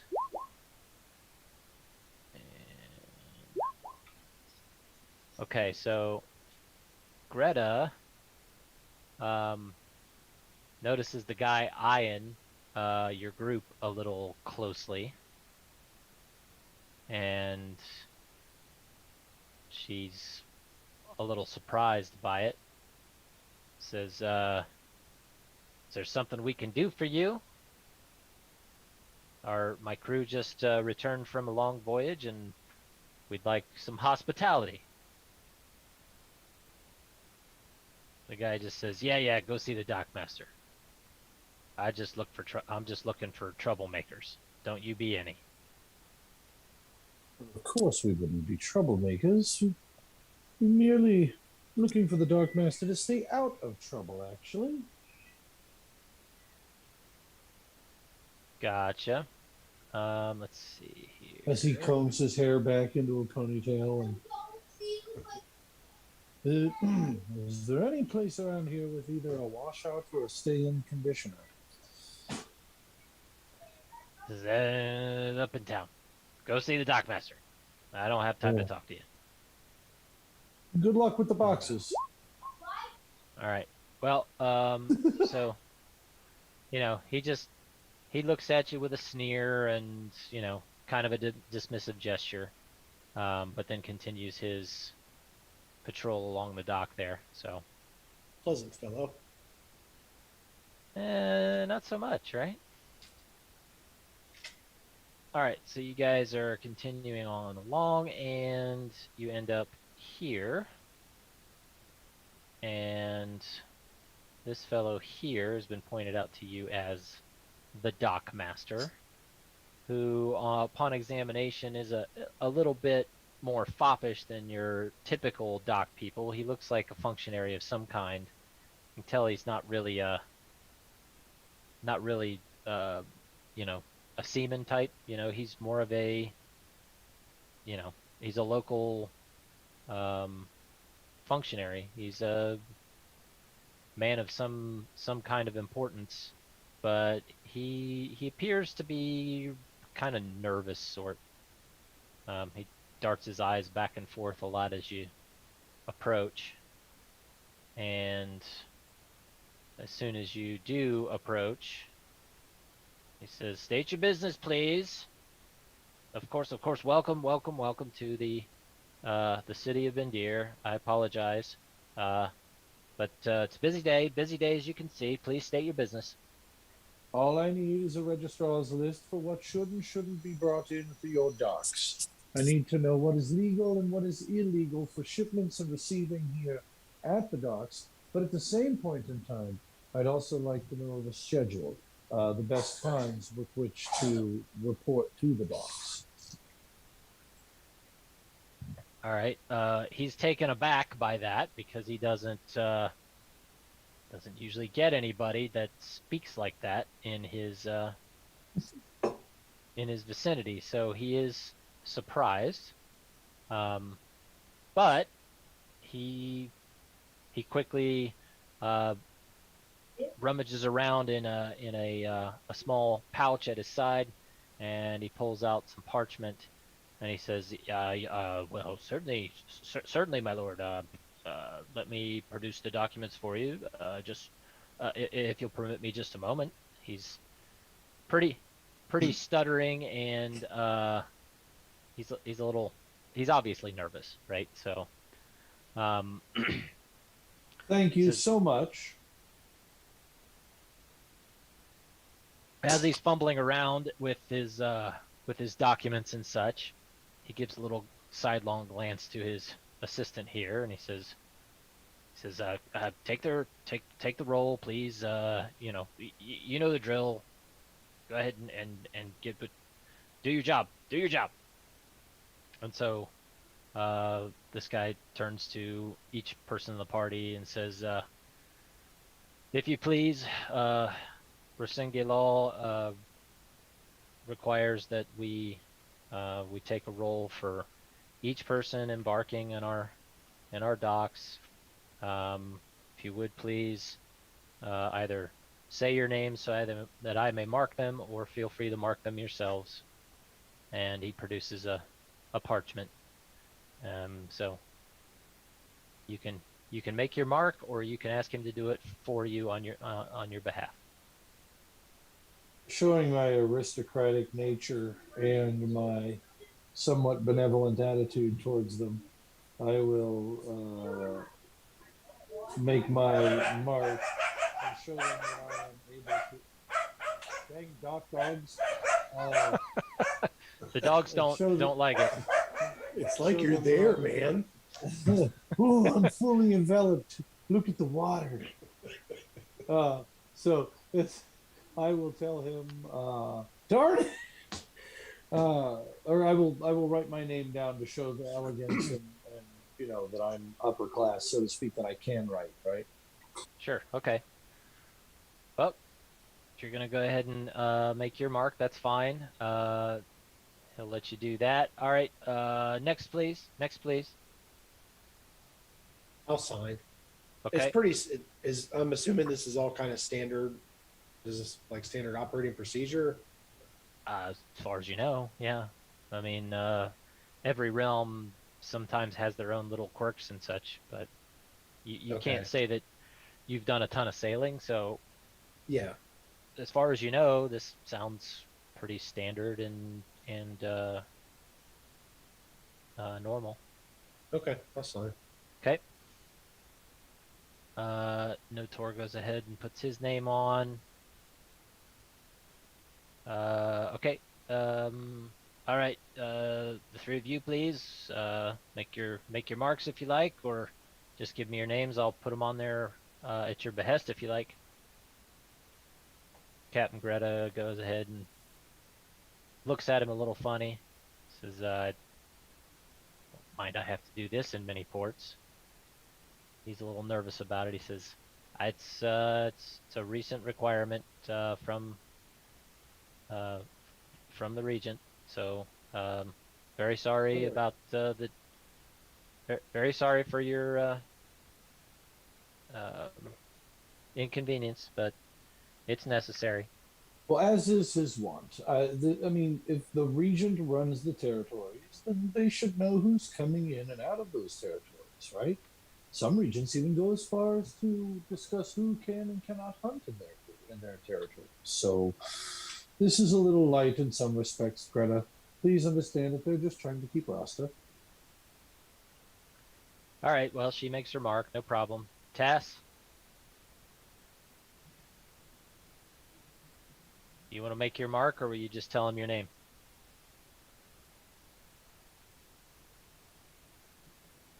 Son, did you make it back? I will. I'll Oh, just there tell it him my name. Okay.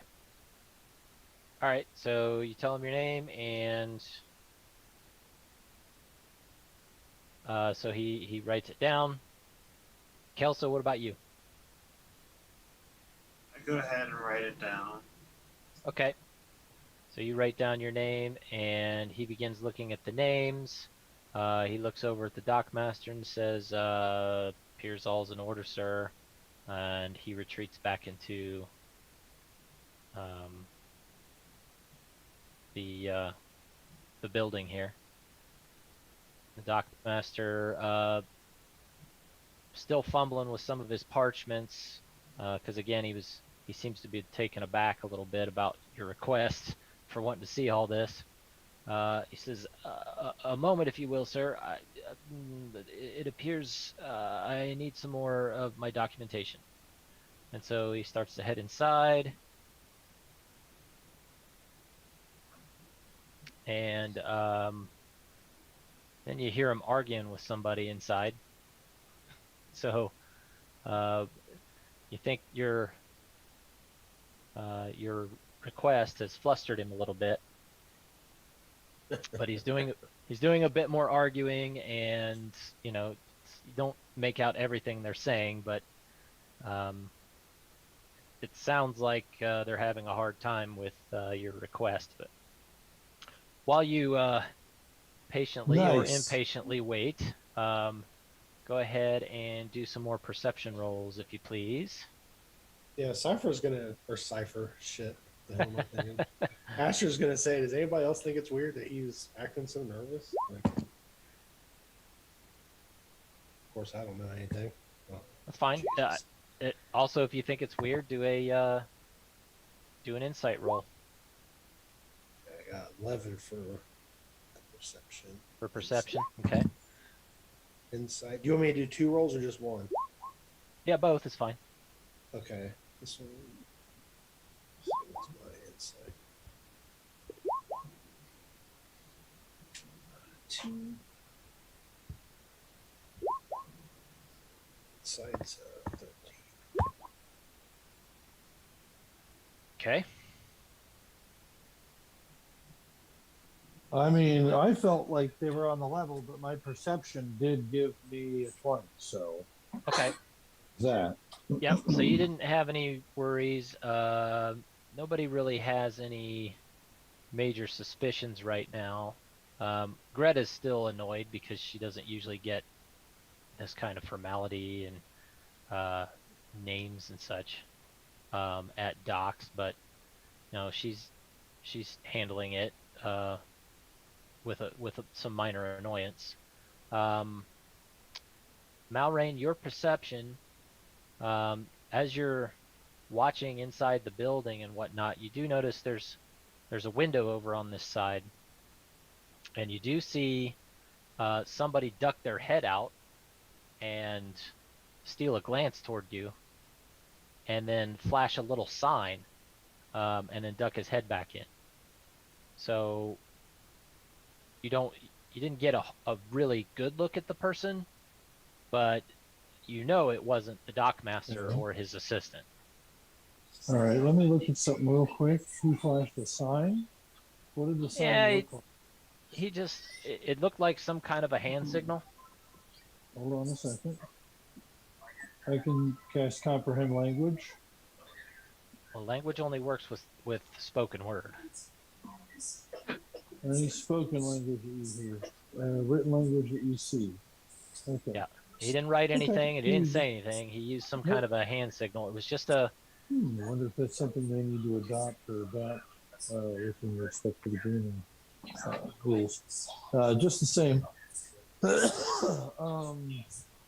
Task, from your vantage point, you also had a decent perception roll.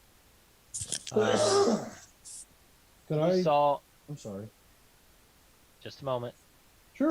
Task, you saw over here in another window, somebody peeked their head out the window, and it looks like they were flashing some kind of a hand signal out the window.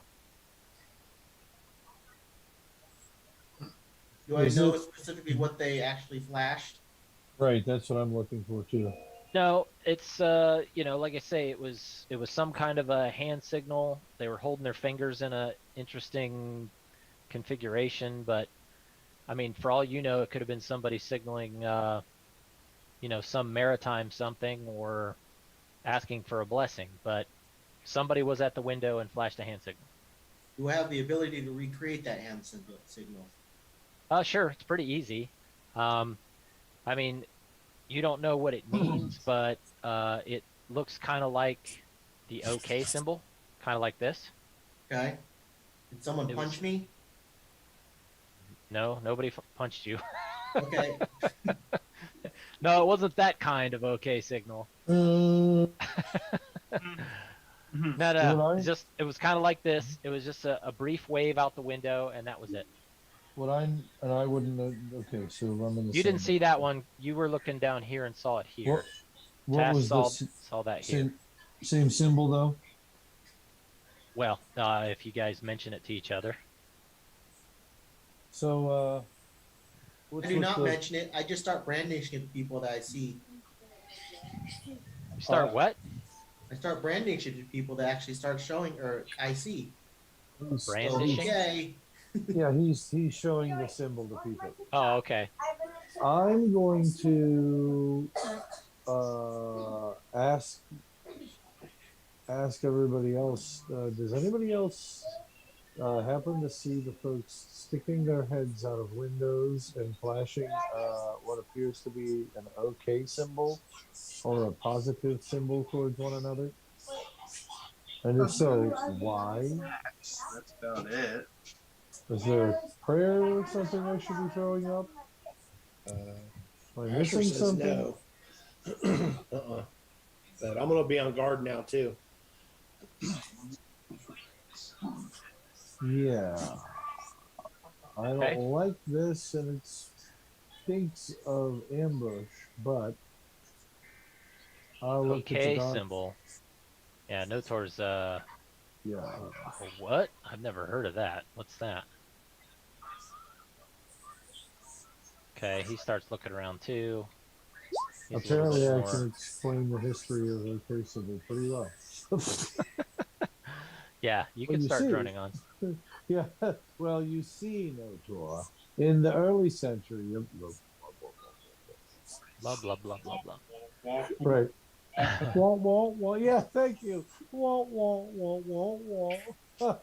All right. Well, because you guys did spot that, you night pal. You are not surprised when a battle cry erupts from the hut in front of you, as well as a couple of the others near you, and you hear somebody bellow from this one over here. That be them. Take them alive if you can, dead if you must. I brandished the Again. OK symbol to him. Yeah, okay. Got it. All right. I So, don't hide at all. yeah. All right, so let me clear all these old turns off of here, and let's have some initiatives, folks. I'm nauseous. So just make sure that you click on the actual character token when you roll your initiative in the game, and it'll automatically add. If you need me to add them for you, I can do that. That's no problem. GM, I might have to have you add mine, but I'm going to roll it on the app. See if it adds me in, please. Okay. If it does, that'd be stellar, but I'm not. We'll see. 25. Damn. Smoking. I rolled a nat 20 on initiative. Okay.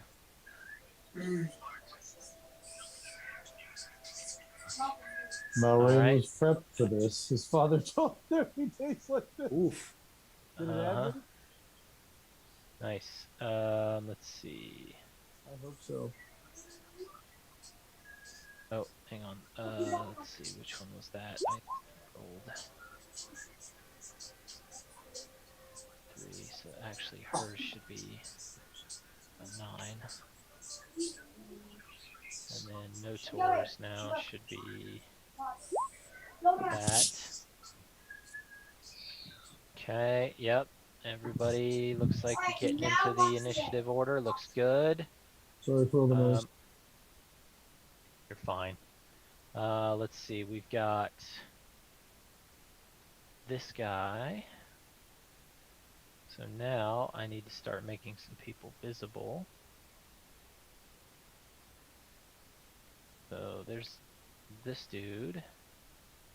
And that dude. And that dude. This guy comes charging up out.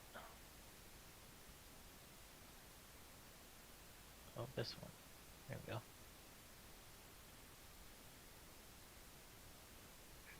And that guy. And then we have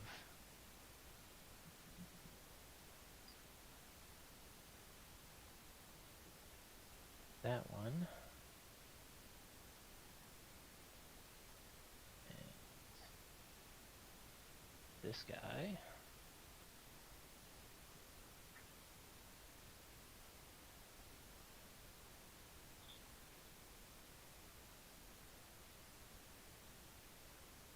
Okay.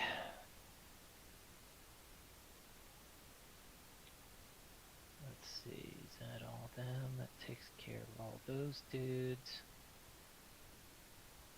And then as it looks like bad stuff is happening, bystanders are starting to, make haste and get away. They don't want anything part of this, so there's a bunch of these dockhands and such that are suddenly like ducking into hiding or running the hell away. So those ones don't want any part of a fight right now. Let's see here. The Dockmaster being one of them. He's cowering away. He doesn't want to mess with anybody. Him for it to be safe. What's that? Didn't we follow him to be safe? Maybe. It's going to be up to you as we get started with the initiative here. So, let's see. This guy.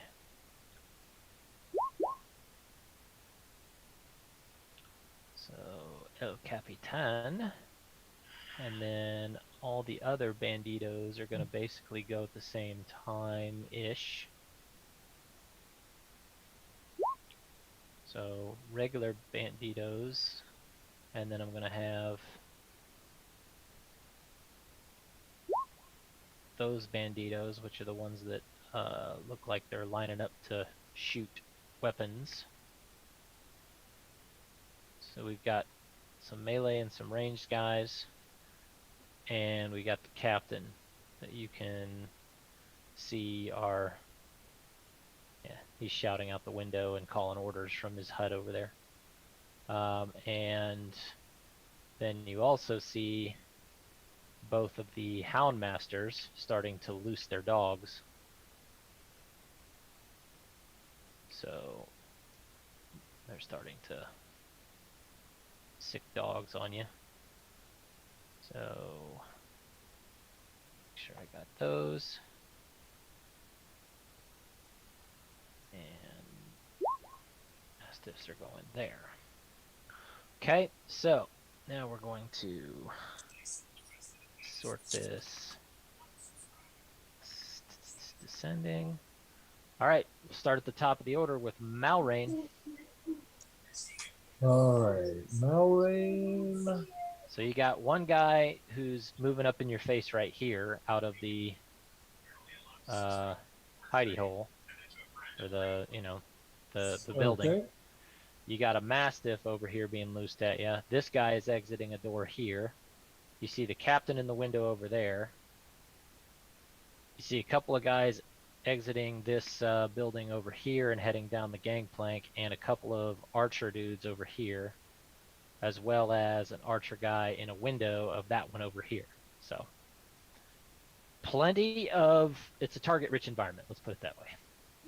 The guy down here, he doesn't seem, is he, okay, so he's about a square away yet. Okay. Yeah, he hasn't closed yet. It's not his turn. He was just starting to come out the door. Well, these guys here seem to be the biggest threat to us physically. So Malrain's actually going to, for a change, put himself into harm's way, and he's going to move. Oh, you won't move. This He's guy? going to go ahead. Yeah, he's going to move to here, where the dog is. Okay, hang on. Let me do this. Now can you move him? Try it. Yes. Okay. Okay, So he's closing moving with the up. Mastiff. Yep, gotcha. Yeah, and then I'm going to cast.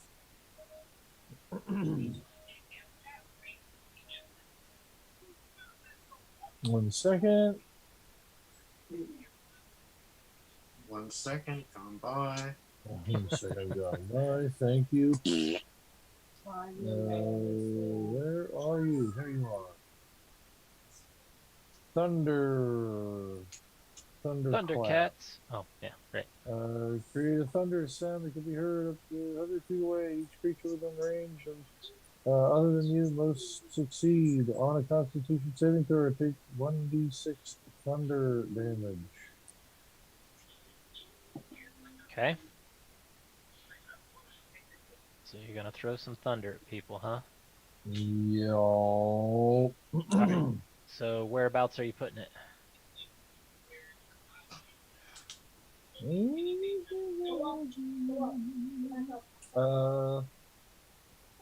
My target is going to be this guy here, so that all of these guys have to.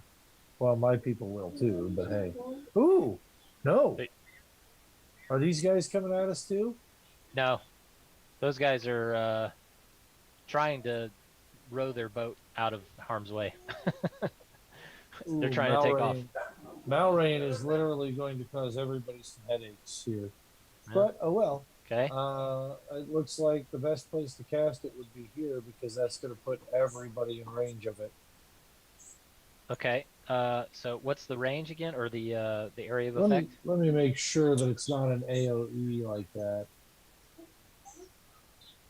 Each creature within range other than you must succeed on a Constitution saving throw. Range is 100 feet. Well, that's range, but what's the area of effect? It's Oh, wait a second. 100 Wait feet a away, second. but it's only a 5-foot radius. 5 Yeah. foot range. So hold on a minute then. If that's the case, then I would want to see. I thought there was something like that going on because I'm like, that's much more powerful than I thought. Yeah. That shouldn't be a cantrip. Yeah. Okay. You could probably, you know, put it centered inside this little hovel or whatever if you wanted to. That's true, and then I Since wouldn't need to move up either. Right. Well, Okay, I mean, you probably would because you need to be able to see inside the door to target inside there. Oh, it's a range of 5. You got 100 feet. You can throw it up to 100 feet away, but it only affects a 5-foot radius. So you could maybe, I mean, you could chuck it right here and get Buddy? the dog, the master, and 2 bandits potentially. All right, we'll do it here. Oh, quite a range. Okay. Right there. Yep. Okay. All right. Let's see. They must succeed on a DC saving throw. I wait for a while to step down. Kids are all over the place. Okay. Right. Oh, sorry. You're fine. They Wasn't need trying to do that. Yeah. No, you're okay. They need to save a DC save, Constitution saving throw. So let me see. My DC spell save is 13. Sorry. Okay. So Constitution 13 or take die 6 of damage, right? Mm-hmm. Okay. All right. So we have this guy.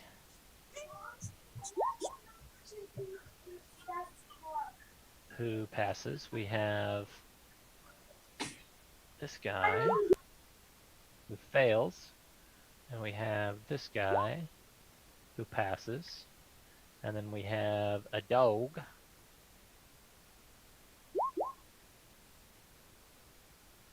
who fails. So the dog and one of these guys is going to take die 6. So roll your damage.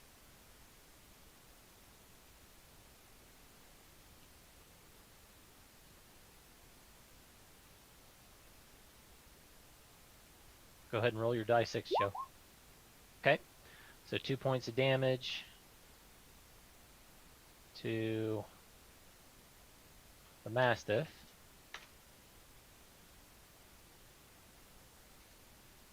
And to the second guy here. Okay. Good. Anything else?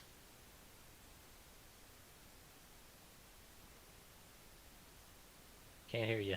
You may have turned your microphone on. Yes. Hold on just a second. I will also, as a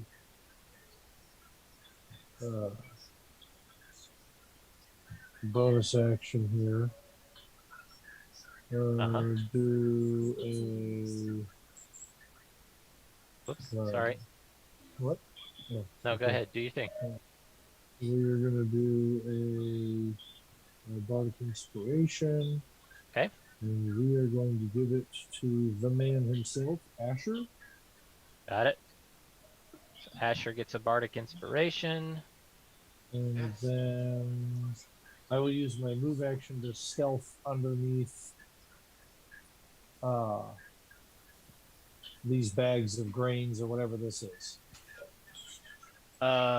Okay. Well, I mean, that's really just it's really just kind of like a rug or something. So Any place I could stealth decently. not really. You're in the open. Okay. The Yep, only that's place all to I need to go know. would be behind your fellows. So And Malrain is standing his ground on this one because he didn't do anything but request a manifest. So, gotcha. all right. All right. Next up is Notor. So he sees a target-rich environment as well. Decides he'll work on the Mastiff here and take a shot at it first. Sees somebody sending a dog after him. He does not take kindly to such things. No, sir, not at all. So he will longbow a dog. Alright, that's a hit, no problem. He does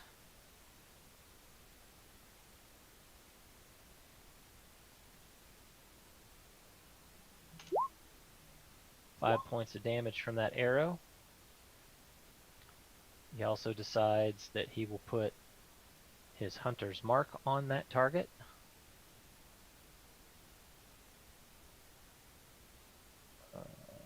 And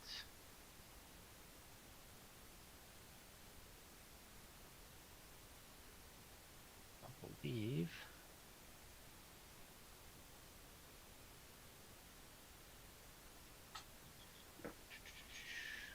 okay, make sure I put the damage on there. That dog did not like that at all. Made him howl. And then he will also step forward slightly to get himself prepared in case that thing comes further. Alright, Bandit Crossbowers. So this one is going to go first. Quickest and easiest target he sees, of course, is Malrain. So he will fire his crossbow at you.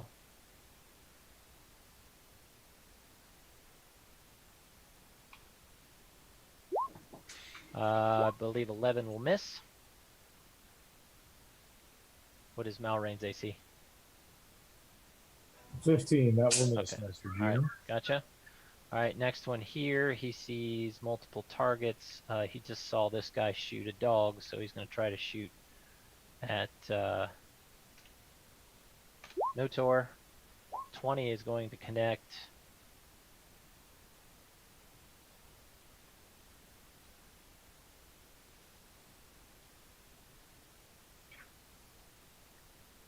And he does 6 points of damage to Mr. Notor. Let's see here.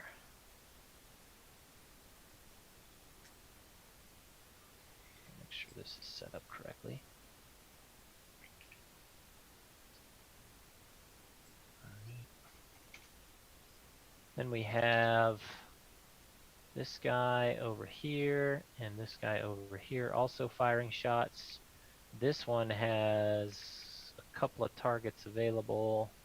He's going to go for the tallest one he can see, which is Greta. And miss.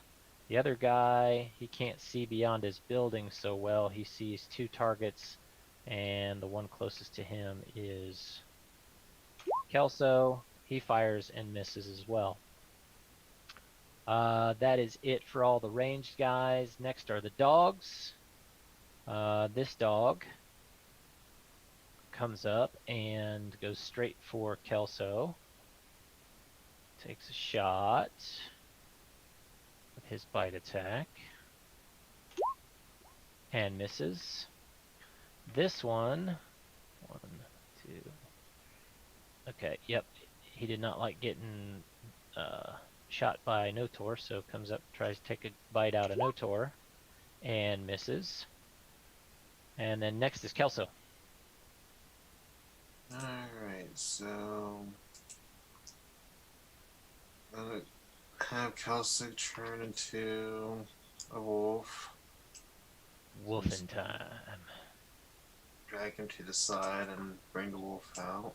Yep. Oops, sorry. You were already on top of that. Yep. He's actually a little bigger, so. And then I guess I'm gonna attack the dog. All right. Yeah, I'll do that. All right. Go for it.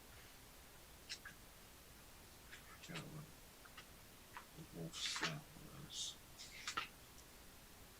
I think I've got your. That will be.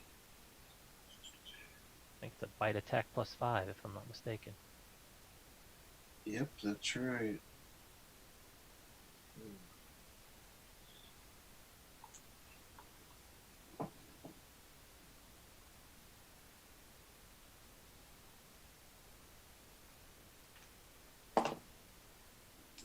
So that will be 18. 18 is a hit. Ready?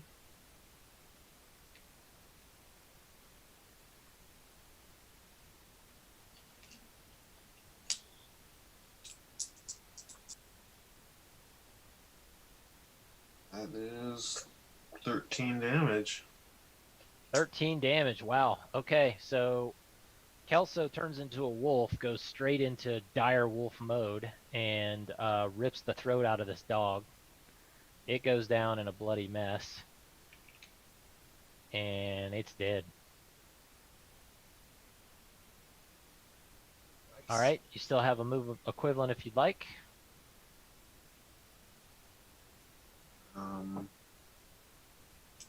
Guess I'll move up quite good up this way.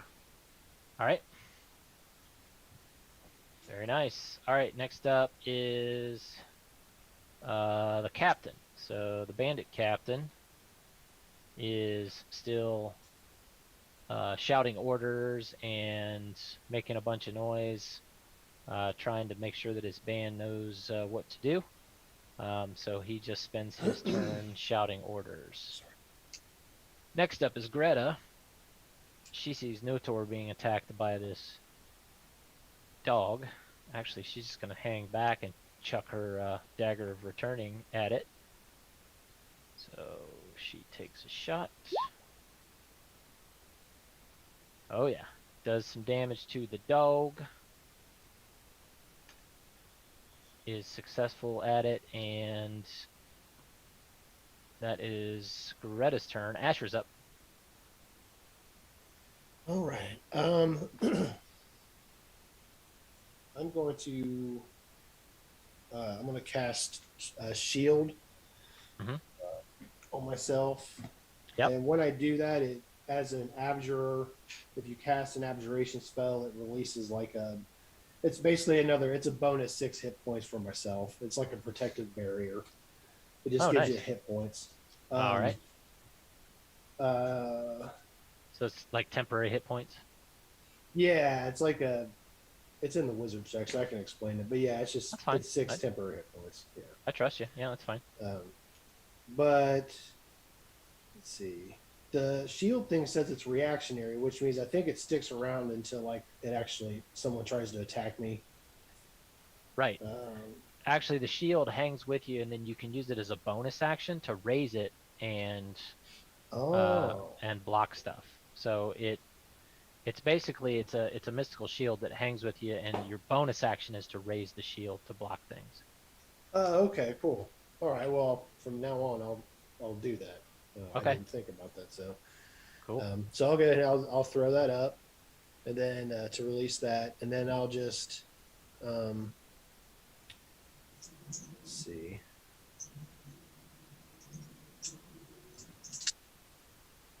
I'll go ahead and use my second wind. Okay. and I will Is he casting shield or a different type of spell? Casting shield. shield.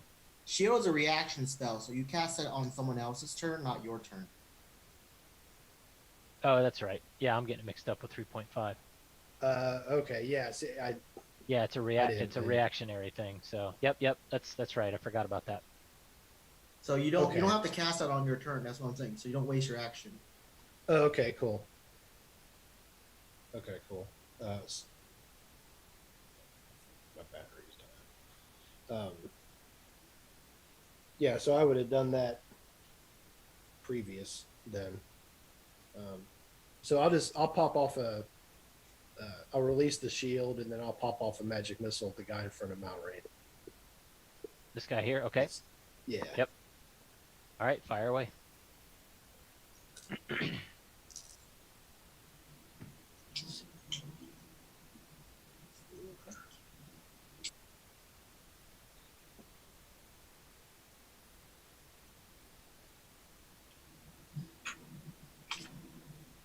Uh, 11. Okay. Yep. And he didn't like that. That hurt quite a bit. So he took a couple of magic missiles. All right. What else? I'll just make like a little movement to kind of stand in front of him to see if I can't get him to swing at me and not Mount Rain, just to kind of draw his attention. Just step towards him. Okay. Yep. So And you that's can it for you me. can Nope. stop into gauge. Okay. Don't Yeah. forget you get that bardic inspiration too. Yeah, cool. Yep. All right. Yep. If you need Yeah, to. that's it. All right. Next up is Tess. As a action, I will cast my cannon that actually grants temporary hit points, and as a bonus action, I'll tell it to, grant temporary hit points. Whoops. Yep. It'll be 9. I voted twice. The 9. Everyone within 10 feet of it gets 9 temporary hit points. So that's everyone except the wolf. Okay. Got it. Correct. And if there's any enemies there, I'm not going to include them. All I right. think that's everybody except the wolf. Correct. I believe so. That's correct. Okay. That's all I'm doing. Okay. So Nice. there's that. And I'm adding them onto everybody's little health bars right now.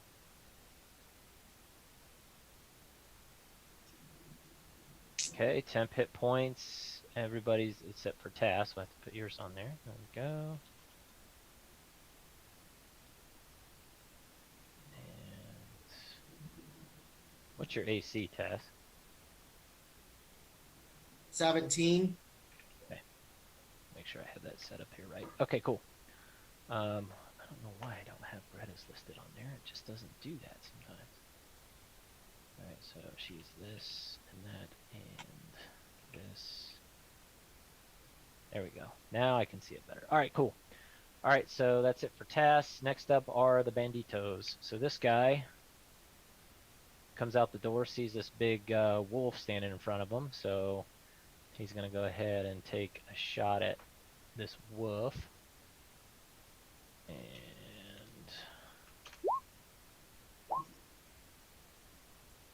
that's weird. Okay, he misses badly. Okay, this guy 15, 20, 25, 30. He's just in range enough to come down here and take a shot at Notor. Oh, he natural 20s, so he does hit with a critical. There it is. So he gets max on the first one, and the second one is rolled, so he gets 9 plus 5, 14. So his temporary hit points are gone. Thank goodness he had them, because soaked up most of that shot. Let's see, this guy, he can't really get by to engage yet, so that's as far as he goes. And then there's the guy that Asher was fighting. Since you did jump up to engage him, he does indeed try to engage you. He attacks and looks like he misses. I don't think a 13 is going to hit you. So that is all of those bandits. And then we're at the top of the order. As we enter the top of the order, a new somebody steps out of this hovel. Looks a little different than the rest. Where'd he go?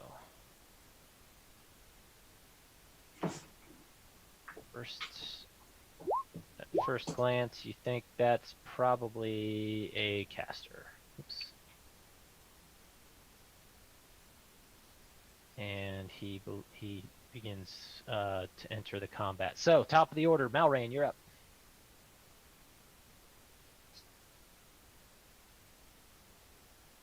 Okay, give me a second to take a quick glance at something. Okay.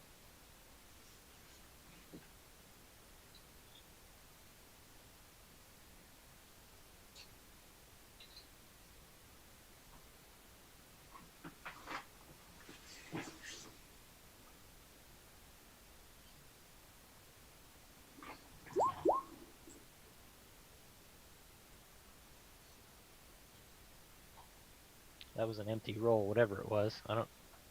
Yeah, apparently I don't have that quite figured out just yet. Hold on one second. So his dex is a 4.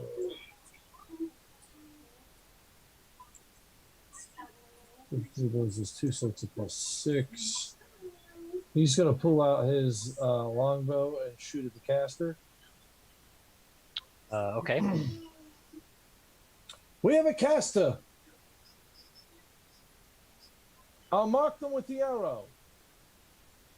Okay. Fire away.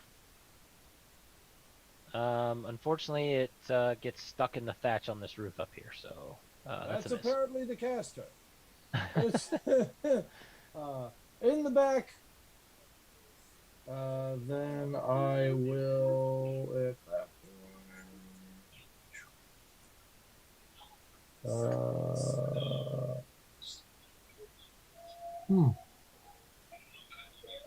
Double Black Ops.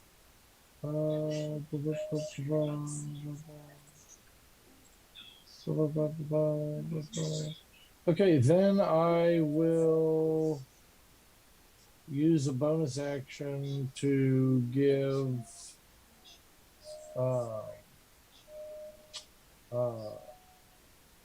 homeboy Asher another bardic inspiration. Have you used the other one yet? No, he didn't use it yet. Oh well, then heck, let's give it to Greta. Okay.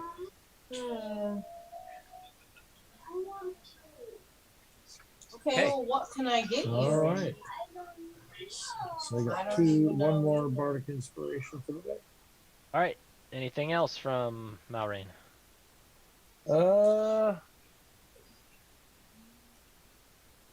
We will move on to this side of. Ooh, actually, you know what? This is a crossbow guy. This is a crossbow guy. This one is not. Where was I? Right here. 1, 2, 3. Wait. 1, 2, 3, 4, 5, 6. Trying to close with him so he can't be shooting every person that's out there. Okay. Well, I mean, he's inside the structure hanging out a window. You would have to get past this guy and go through the doorway. I appreciate that.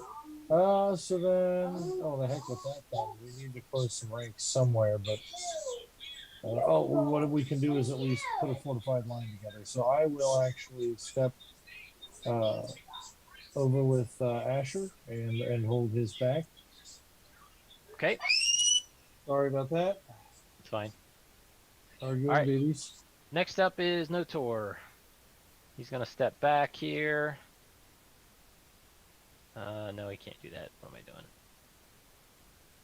All right. Well, he slings the bow and pulls out his short sword and takes a swing at the bandit who hit him pretty hard.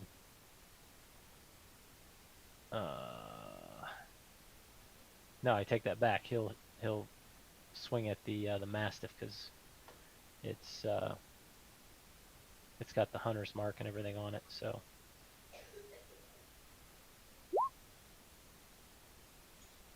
oh, that was a terrible roll. Okay, and he missed. So that's it for him. Bandit crossbowmen are firing now.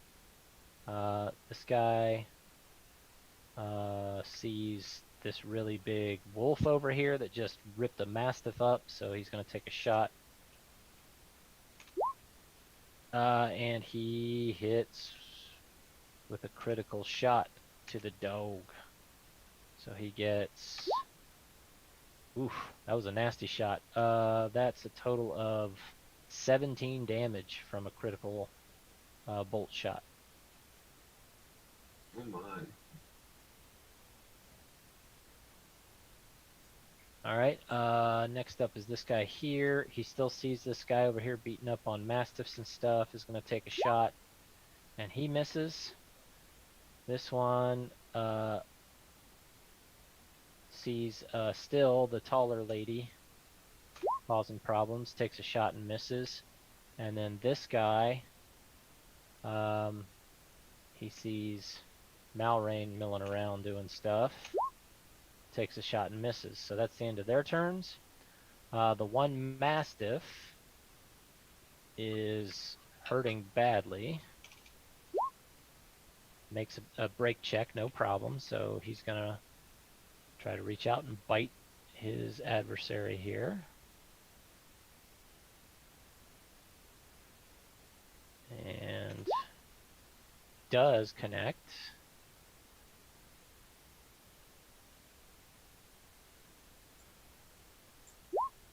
And does 5 points to Malrain. Not Malrain, excuse me, Dotor. And that's the end of the Mastiff turn. Next up is Kelso.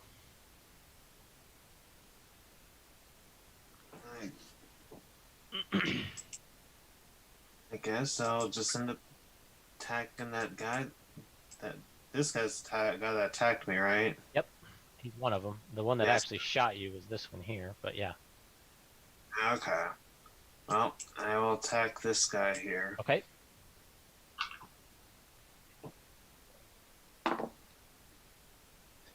$14 hit. That's a hit.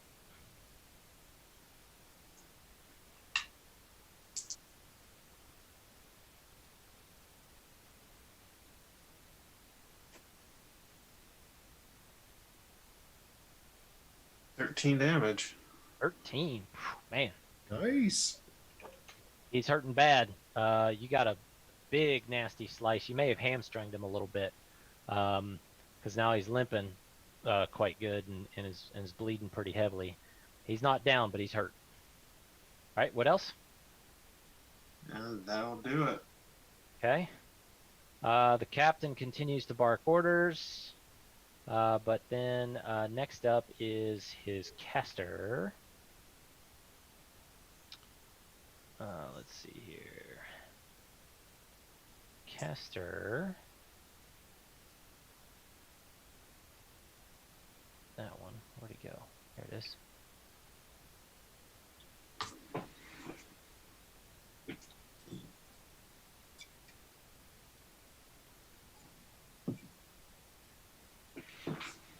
Okay, so the caster sees the big wolf has really hurt his pal here, so he begins casting, and Kelso will need to make a wisdom save at DC 13.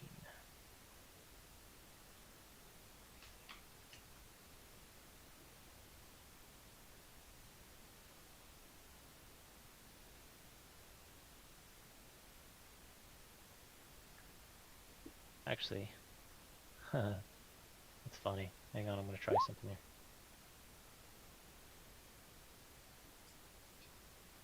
Don't worry about that save. Okay.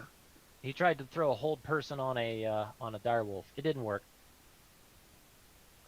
You're not a person just now. It only works on humanoids. So he screwed up and realized too late that his casting didn't work. So that means next up is Greta. She's gonna go ahead and chuck that returning knife at the Mastiff again. Try to get it the heck out of here. Hits it and kills it. So, dead dog. Okay, so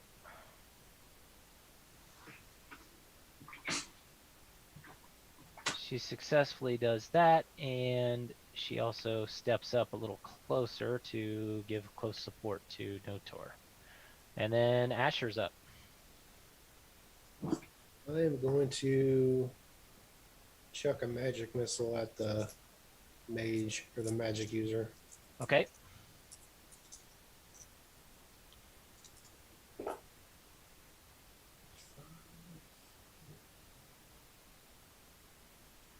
$11. All right. Do magic missile damage. Pow pow. They solidly connect as magic missiles do, and he didn't like it.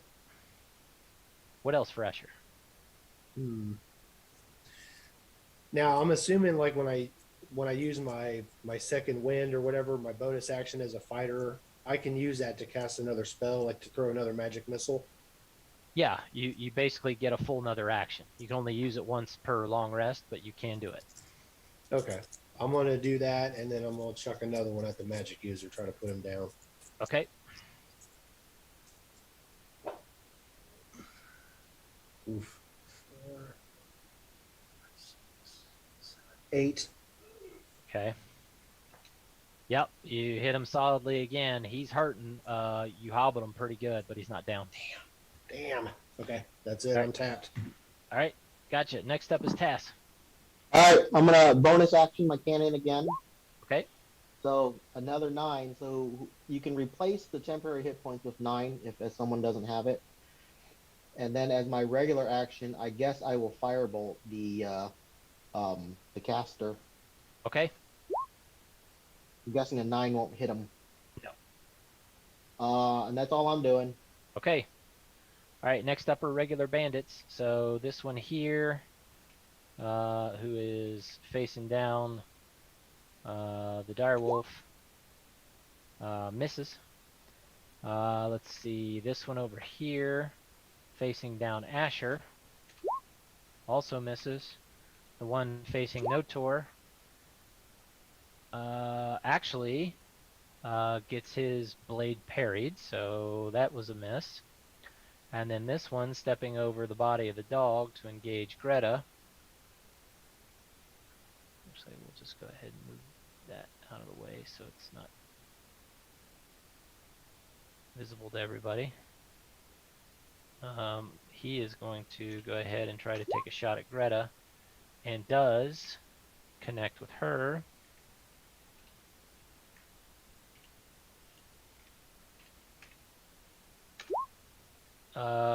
Minimum damage, so she takes a couple of shots to her temporary hit points. Let's see here.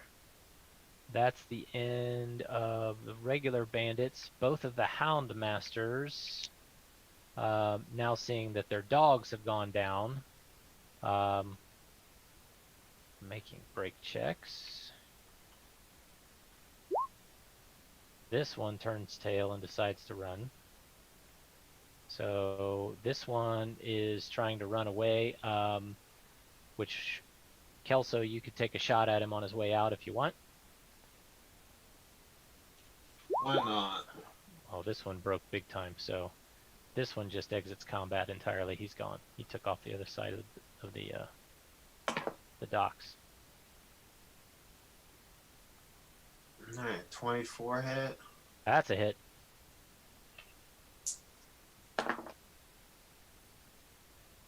Six damage. Okay. You get a good chunk of his butt cheek as he's trying to run away, and but he does eventually run away and disappear from the combat. All right, Malrain's up.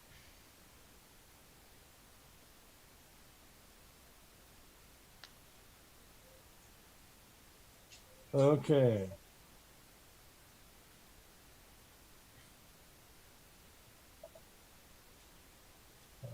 Looks like we need another kaboom right there. Okay. Feel free to fire it off. Actually, no. We're gonna cast Firebolt this time Okay. at the caster. All right, fire away.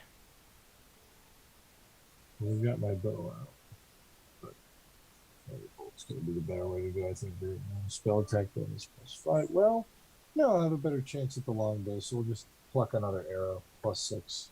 Okay, 24. that's a hit. Nice. 2 damage. All right, you winged him. Did you eat anything for the other one? Oh wait, I add my dex to that, right? For that damage. No, not the damage. Oh, that's right. That's right. I'm thinking All of finesse. What else for Malrain? You do notice that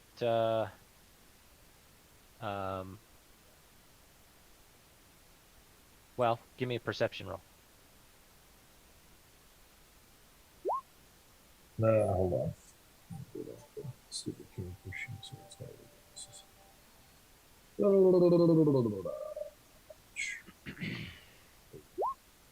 14. All right. So you do notice that Notor has been hit, and so has your direwolf friend Kelso. Kelso looks worse off than Notor does, but they both have sustained wounds. Okay, I think I can use Healing Word as a bonus action, so we'll do that. Okay. And we'll use that on...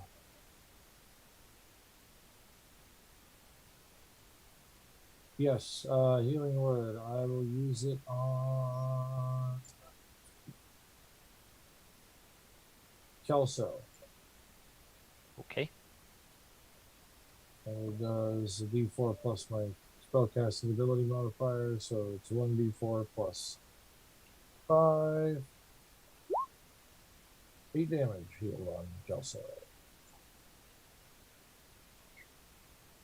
Good to go. All right. Thank you, Master GM. All right. Next up is Notor. Let's see. So he had to move his hunter's mark, so he moves it from one bandito, or from the what's his face, to this guy, and he's still using the short sword right now, so he's going to go ahead and take a shot with his short sword, and he does connect. So now he gets to do some damage.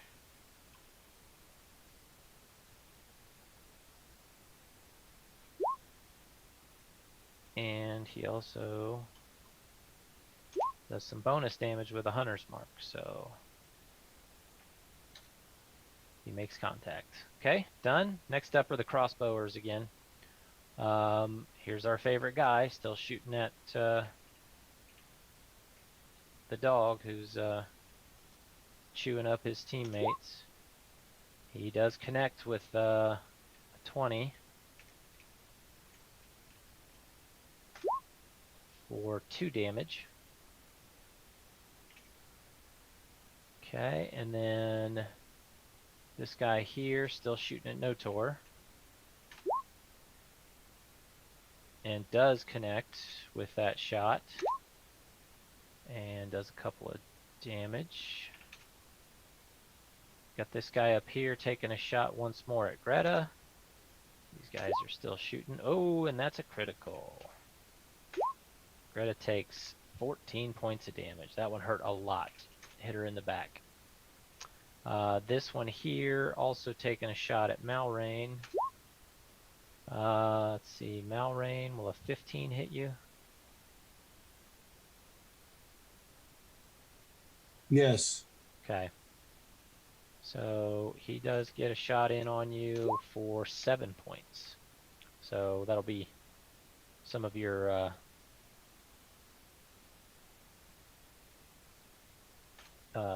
remember you've got temporary hit points. Got it. How many temps do we have? 9. So you lose all. You lose Up to. 7 of your 9. Yep. All right, that's all the crossbow guys. Next up is Kelso. I'll attack the guy that's in front of me. All right, have at him. Does a 11 hit? Not this time, no. All right. I'm done. Okay. Next is the Bandit Captain. Ah, you lubbers. He's growling and grumping. He doesn't like the way this is going, so I'll show you how it's done. So he'll get up here, and he's going to take a shot with his scimitar at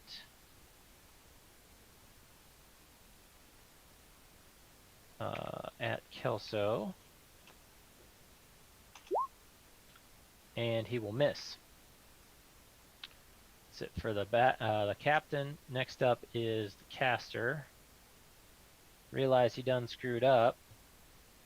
He decides to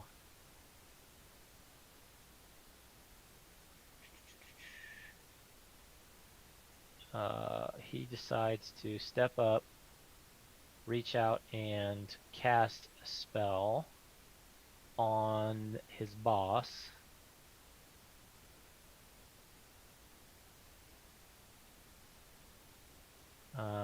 Which he does. And that will be the end of his turn. So next up is Greta. She just took a shot in the back that she didn't like at all. But she still has somebody fighting her in the forefront here. So realizing that she's got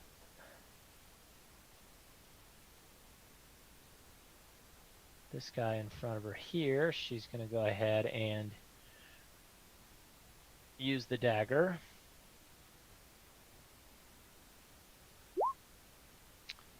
That's damage, but she also, because she's a sneaky sneak like that, she gets some sneak damage. Oh, that didn't go so well. But total of 8 she does to this guy. And that's Greta's turn. Asher's up. Here.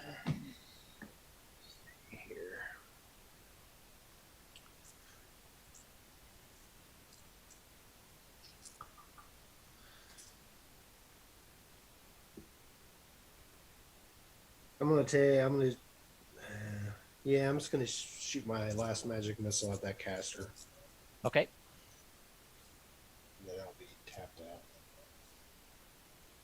Oh, I forgot to have that guy take a swing at you too, I think, but we'll get to that. Go ahead.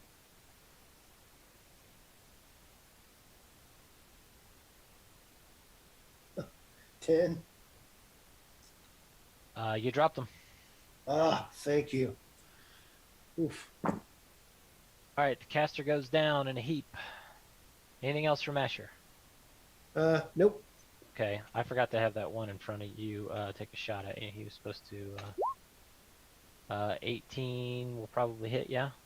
Yeah. Okay. And I have the shield. Okay. I think it's just like a resistance. Yeah, so you can put up the So- reactive shield.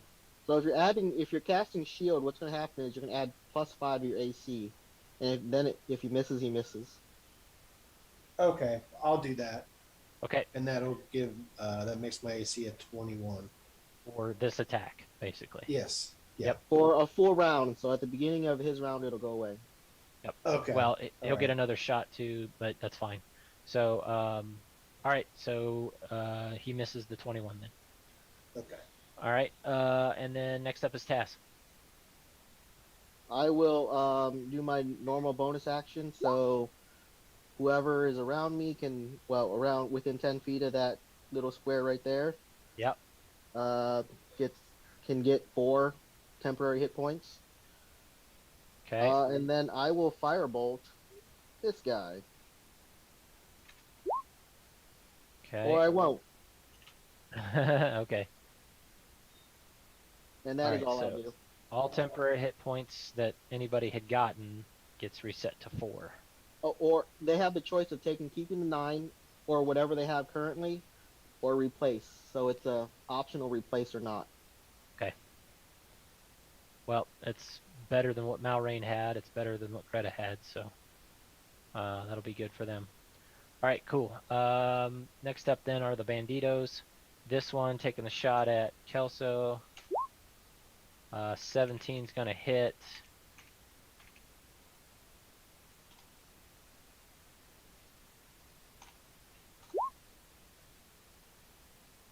What the hell was that?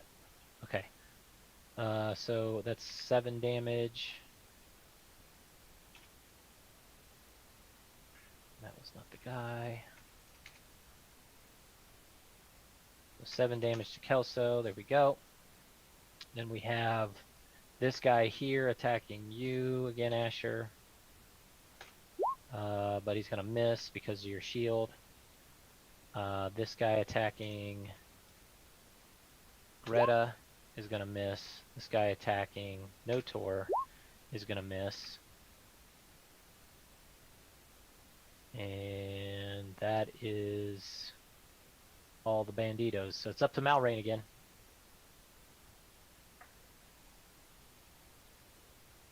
Okay. This time, Malrain will actually go ahead and throw a firebolt. And we're going to blast the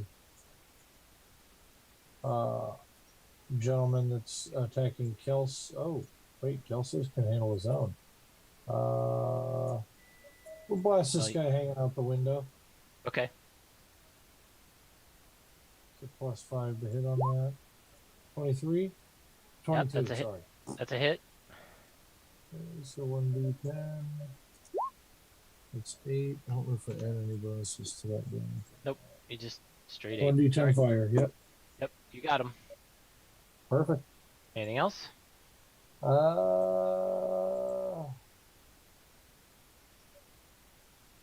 Looks like Taz and I have created a wall here, so there's not really any place to move. I will put away my bow and get out my +1 dagger and my small dagger for my move action. Okay. Okay, and that'll be my turn. Next up is Notor then. So Notor still working the guy in front of him who's now injured. So he's going to swing that short sword and does connect. He gets... Okay, that was supposed to be damage, not that. But die 6 plus 3, so he does that damage. Then he does a Hunter's Mark. That was awesome. Then he does... Oh, he's not done. Then he does the Colossus Slayer, which is an extra die 8 for something that's already hurt, for a grand total of 13 damage. He didn't like that. That hurt him quite a bit. Next up are the crossbows again. Here we go with the same basic setup. This one's firing at the direwolf and misses. This one out the window firing at the guy who keeps chopping up his teammates and misses. The one across the wharf taking a shot at Greta because he got her in the back once, and this time he misses. And the other one taking a shot at Malrain does connect. And Malrain takes 8 points, 4 of which is the temporary hit points. So you take 4 off your standard hits. How much total was it? Total of 8. 8. Okay, so no, I would take 6 on my regular, honestly. Because I took No, some you had damage. 4. You had 4 because he Oh, renewed did it. I? He Oh, renewed it. nice. Okay, so I had 4 points. Added on to what I already had. No. Okay, In so place. yeah, you're right. Okay, so then we're down to. So I would take 4, so I'm 21. Okay, too easy, drill sergeant. Okay, too easy. Got it. Good. All right. Yes, sir. That should be all of those guys. Next up is Kelso.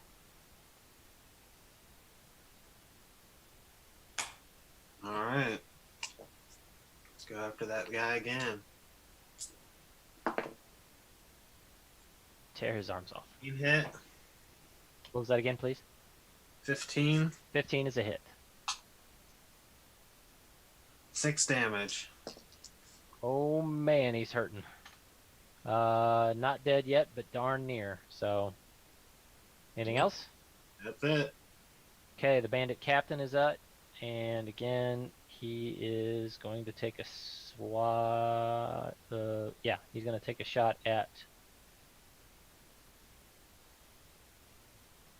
Okay, so this time, since he's got a full attack action and whatnot, he's going to take a swipe with his scimitar and then also try to stab you with his dagger. So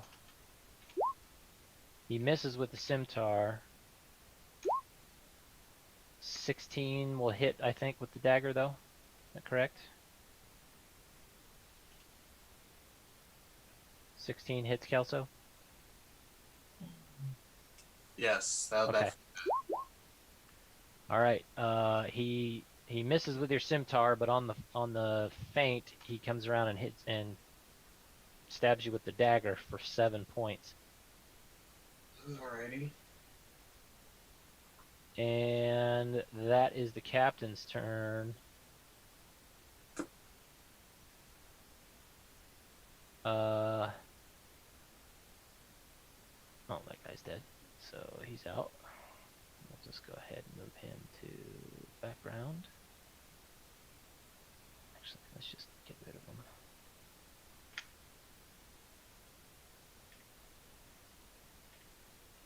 That helps make things a little clearer. All right, Greta's up next. She's still working on the guy in front of her. So she's going to try the dagger on him. No go on the dagger. So she missed. Asher's up. I'm going to go ahead and attack the guy that I'm standing in front of. All right. And I'm going to use my Bardic Inspiration for Mount Rain. Okay. So that you get to add a dice 6 to whatever you roll on your attack roll. Okay, cool. So I roll my attack roll first. Yeah, roll your die 20 and then add the die 6. Okay, so 17, 19 without any bonuses. Okay, that's easy enough. You got it. Go ahead and roll damage for that one. 5. Okay, yep, that hurt him pretty good, but he's not down. So that used up your inspiration, but I think you got another attack still, right? Yeah, I used 2 weapons. Okay, yep, go ahead. This one will be unaugmented. 20. Oh yeah, that's a hit. 5. You got him hanging by a thread. Ah, All right, anything else? nope, that's it. Okay, next up is Tass. All right, I'm gonna do my normal thing. Yep. Oh, 11. Ooh, look at I'm that. pretty sure everyone's replacing that one. Yeah, I'd say so. And then who's hanging by a thread? The guy in front of Asher. Which one's that one? The one standing there. That guy right there. Yep. Okay. I will attempt to firebolt that guy. Okay.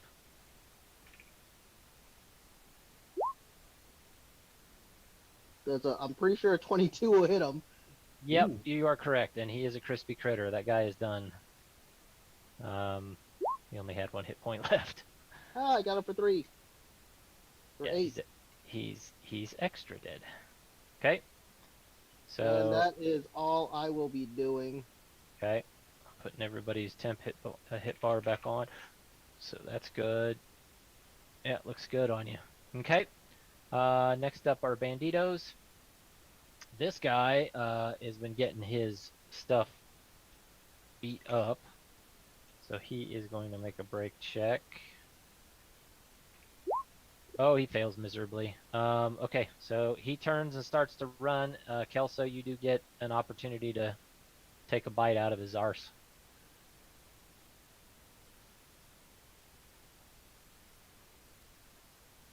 Kelso, step away.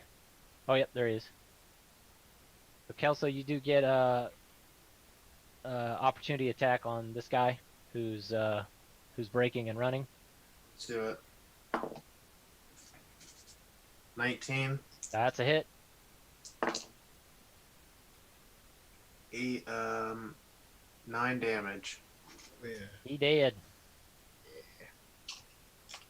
All right. You take a bite out of his buttocks on his way out the door, and he's gone. So this guy's dead. This guy also is hurting badly, but he decides to stay around, and so takes a shot at Notor and criticals. Oh no.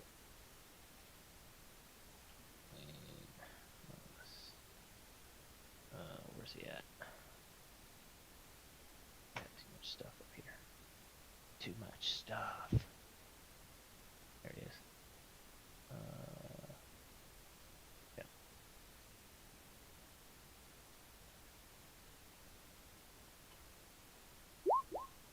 Alright, so he does a total of 9 damage, but most of that, thankfully, is a nice pool of temporary hit points. So, then this guy goes ahead and takes a shot at Greta and misses. So let's see here, and we're back at the top of the order with Malrain again.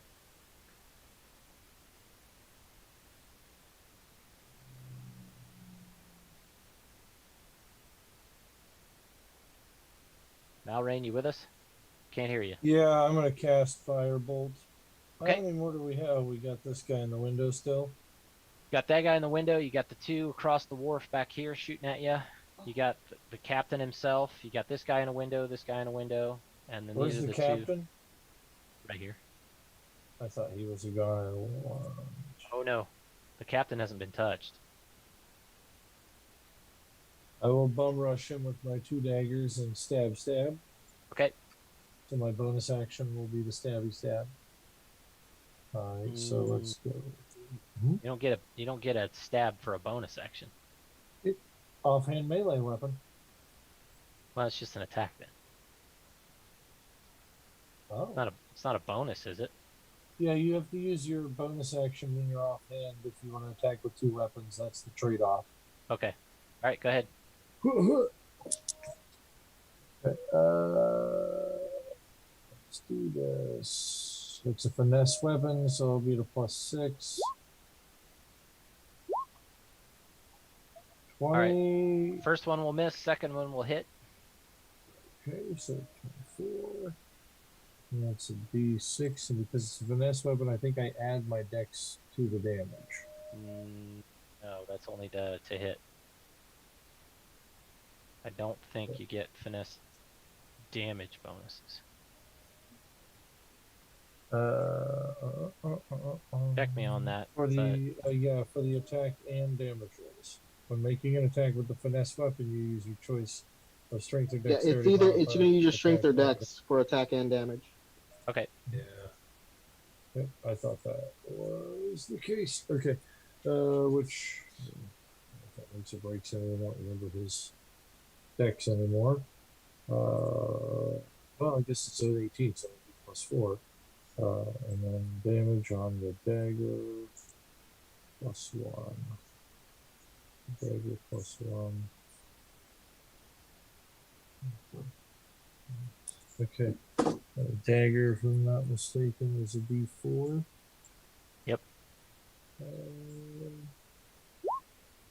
7. Okay. Got a shot in. Anything else? Nope. All right. Notor's still staring down this other guy. So he's going to try to finally finish him. Been trying for a while trying to here. get in there. And he misses. Alright, so that's Notor. Crossbows. Okay, so this guy was shooting at Kelso, but you stepped in front of his shot, so he's going to shoot at you instead now, Malrain. The 13 hit Malrain. No. Okay. This guy still shooting at Notor. He misses Notor. Guy across the way still shooting at Greta. Misses. Guy across the way. Now that Malrain's moved up, he sees Tass standing there all alone. Takes a shot and misses. Next is Kelso.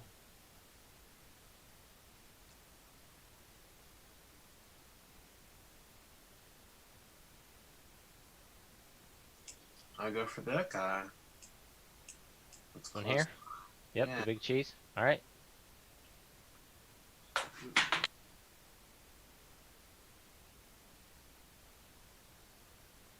And does 12 hit?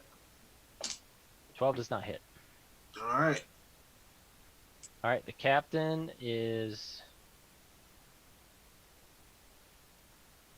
getting a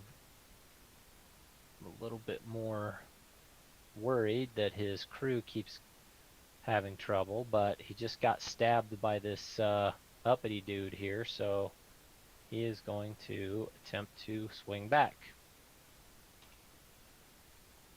Scimitar shot. That's a 24 and it will hit. Let's see.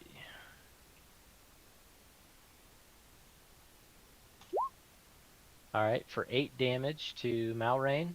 So that'll come off of your temporary hit points. He attacks again. A 15, I believe, hits Malrain, correct? It does. Okay, does 4 more. So that takes off the last of your temporary hit points.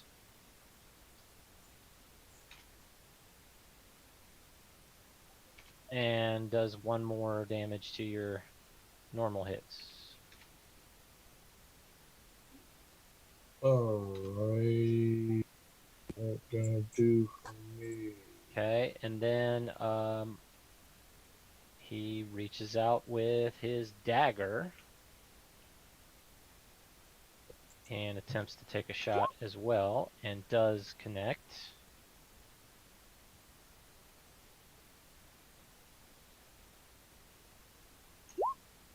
And he does 7 more damage to Malrain. Okay, that'll put me at 13. Okay. So the captain is swinging 3 times now, you'll notice. Alright, next up is Greta. She's still staring this guy down. She's going to go ahead and try to get him with the dagger again, and misses. Asher's up. I'm gonna. You still Can got I this guy move? inside the building. Yeah, you can move. You got lots of places you can go here. Right there. Yeah. And take a swing at Big Ugly here. Yep. Okay, that's what I'm gonna do. Let's see. The guy here. Damn it. Oh, thank you. Sorry. Yep. No, you good, bud. All right, cool.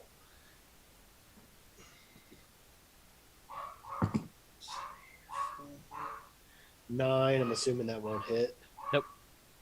Glances off his shield. 11. That's not gonna hit either. Nope. Nope. Alrighty, that's it for me. All right, Tass, you're up. All right, bonus action. I'm gonna move this thing now since almost everybody's out of range for it. Yep. 3. And then it's gonna do its regular thing. Oh, so everyone over there now gets 4 temporary hit points, unless All right. the other one's higher. Yep. So Malrain And- gets 4. Ashers are still good. And now suddenly we have, for the first time, Kelso gets some temporary hit points. And I'm gonna move here, and I'm gonna firebolt this guy. I'm getting tired of these guys shooting at me. Roger that.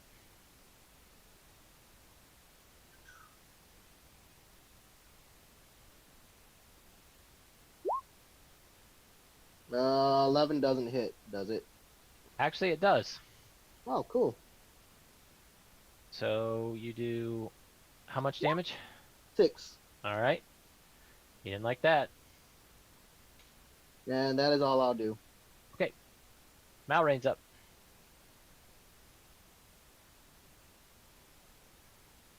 Malrain's going to.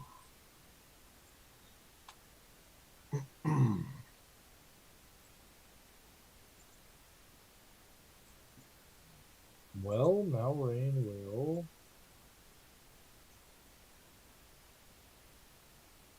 Stab with his +1 dagger. Okay.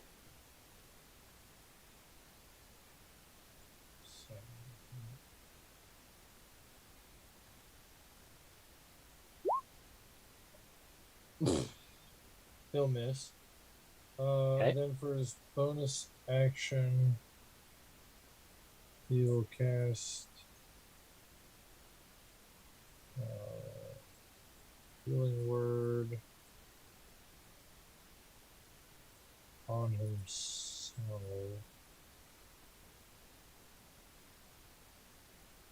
Yeah, we're gonna cast Healing Word on myself. That's a D4 plus for 8. Okay. Anything else? No. All right. No. No. Okay. No Tor. Third time's a charm. Oh, he connects. And he can't possibly do less damage than this guy has left, so he's dead.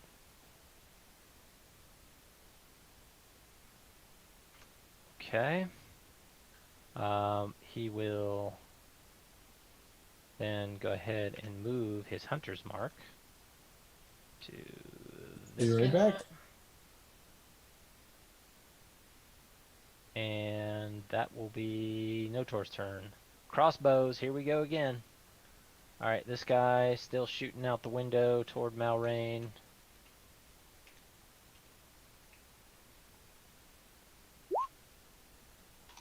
What in the world?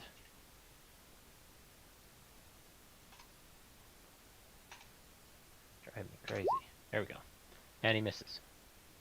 This guy out the window still shooting at Notor. That's a miss. One across the way shooting at Greta. I think that's gonna hit Greta. It does hit Greta.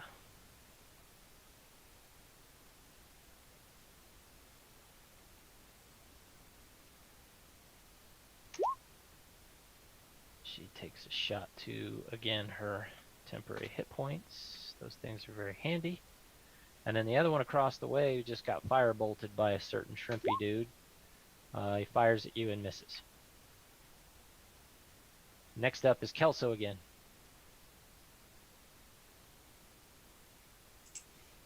Attacking that one guy. Right here. Okay. Going after the captain. 17 hit. That does hit.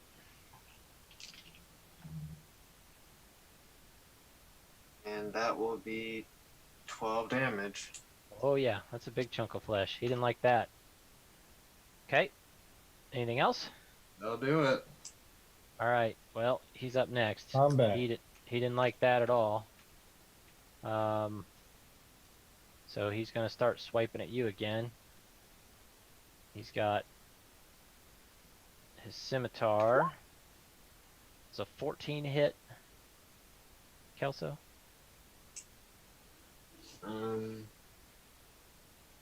Yes. Okay. Let's see. I gotta remember his damage again. Where is it?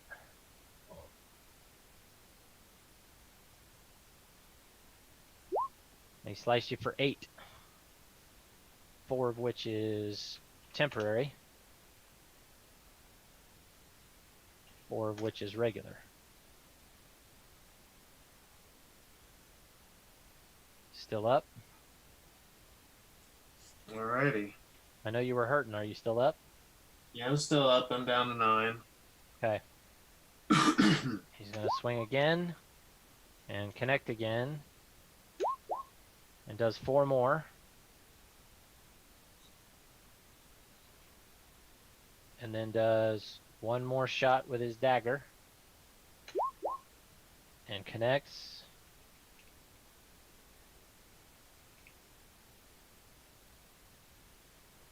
Ooh. For 4. Alright. Down to 1. So yeah, he hurt you bad. All right, next up is Greta. She's getting tired of this guy. Gets a shot into him with some sneak damage and ices the guy. This bandit bites it. All right, and then her move action, she's gonna 2, 3, 4, 5, 6. She's gonna go and try to engage these jerks on the other wharf over here. And then Asher's up, facing down the captain. Okay. So obviously, I want to definitely attack the captain, but I was trying to look it up. I didn't really get far. I was wondering if I could, how taunting works to see if I can get draw his attention to where he's just attacking me instead of Kelso or Malrain to You know, in a lot of ways, it's a roll. So Looks at skill or it's not really a skill so much. I would say, you could make it like an intimidation or something if you can get him to, draw his focus to you or something like that. okay. Okay, I'll do that. Okay. And can I still attack too? Yeah, that's fine. Okay. You're basically Alright, just, trying to call him out and Yeah, and and yelling at tick him. him off. Full, right? Yeah, going full Arnold on him. Predator. Ooh, I wasted it. Nat 20. All right. Well, Well, at least hopefully I taunted him. you got his attention. He's not at all happy with you, and quite, yeah. He's drawn his focus to you for sure. So Alright. go ahead and roll your damage or roll your attack. That's gonna miss. 12. Yeah, it's a miss. Damn. 13. That's a miss. All right. Well, hopefully. All right, Tess. Well, I accidentally pushed the D8, but I'll keep it to roll. It's 5 temporary hit points, Okay. and then I'm gonna firebolt the same guy that I've been that I started on. Okay. 5 temporary hit points for Kelso. We'll override Malrain's with 5 as well. Asher's are still good. And the guy takes another 3 hit points. Okay. Took 3 damage. Got it. And I will move my way towards. Who's the one that was at 1? It was Kelso, the dog, right? Yep, that's Kelso. Yep. Okay. Can I move Okay. to there? Yeah, you can hop over. That's fine. Do me like a little acrobatics or something. Just make sure you don't slip off in the water. Sorry about that. Yeah, no problem. It wasn't a tough one, you know, as long as you didn't totally fail. All right, top of the order again with Malrain. All right. At this point, looks like we got a lot of people on this captain. I'm gonna disengage. Okay. And then I'm gonna fire a firebolt over here at this guy. Yep. Disengage is all you can do. Disengage takes your whole action. Meh. We'll fire from here then. Firebolt. Okay.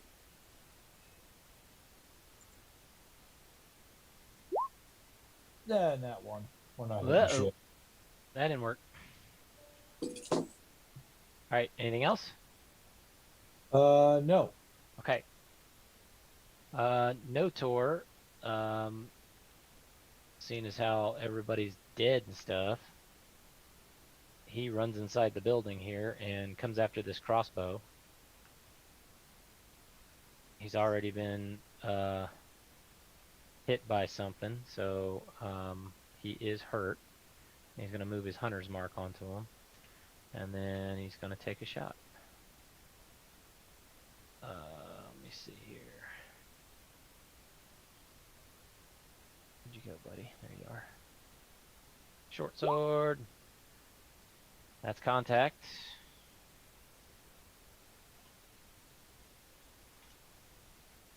Ah. Okay, and then Hunter's Mark. And then also the Colossus Slayer, because he's already hurt. And he hacks him down. That guy's dead. Okay, that's Notor's turn. Now it's up for the crossbows again. This guy, seeing Malrain just letting it all hang out right there, we'll go ahead and take a shot and miss. Okay, this one across the way sees Greta running his direction. But, well, let's see, what does he do?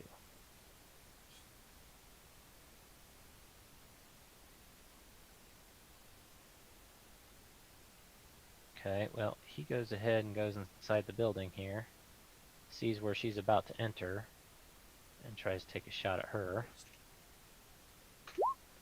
And connects.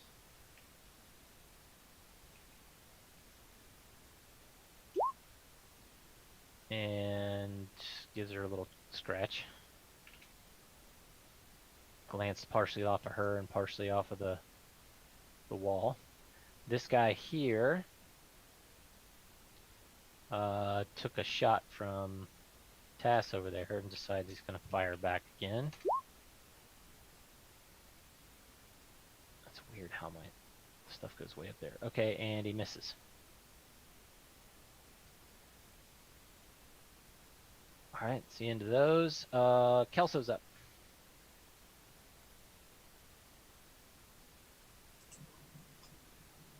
Guess I'm going to go after him again. Okay. That one totally missed. Okay. Anything else? Nope.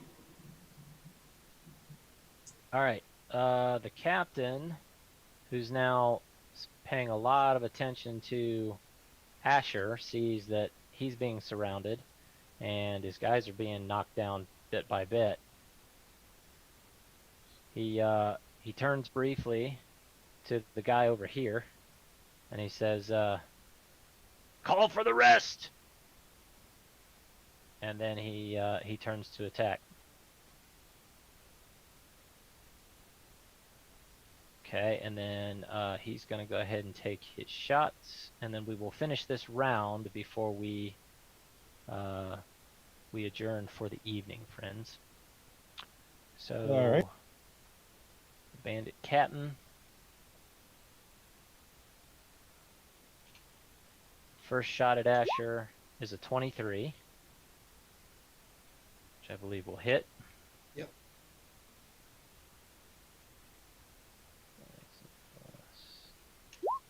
For 4. Okay. He swings again with the scimitar and misses. And then he tries to dart in with the dagger and connects.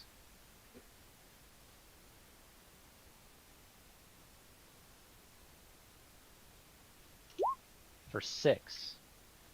Okay. So that's a grand total of what, 10?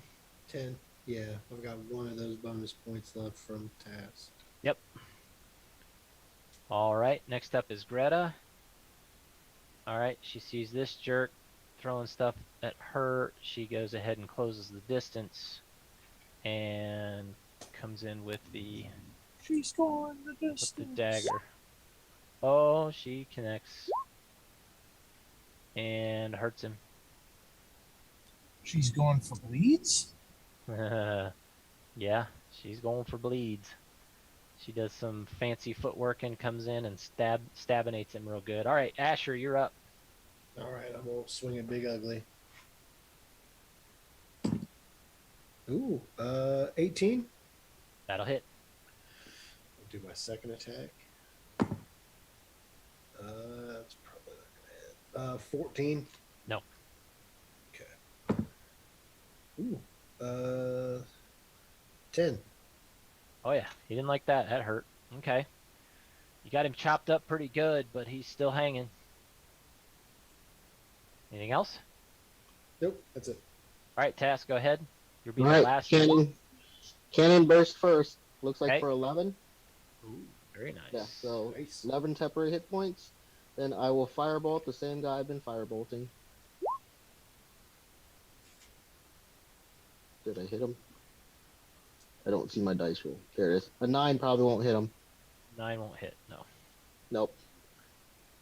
Okay. Let's see. Making sure that we update everybody's temporary hit points here.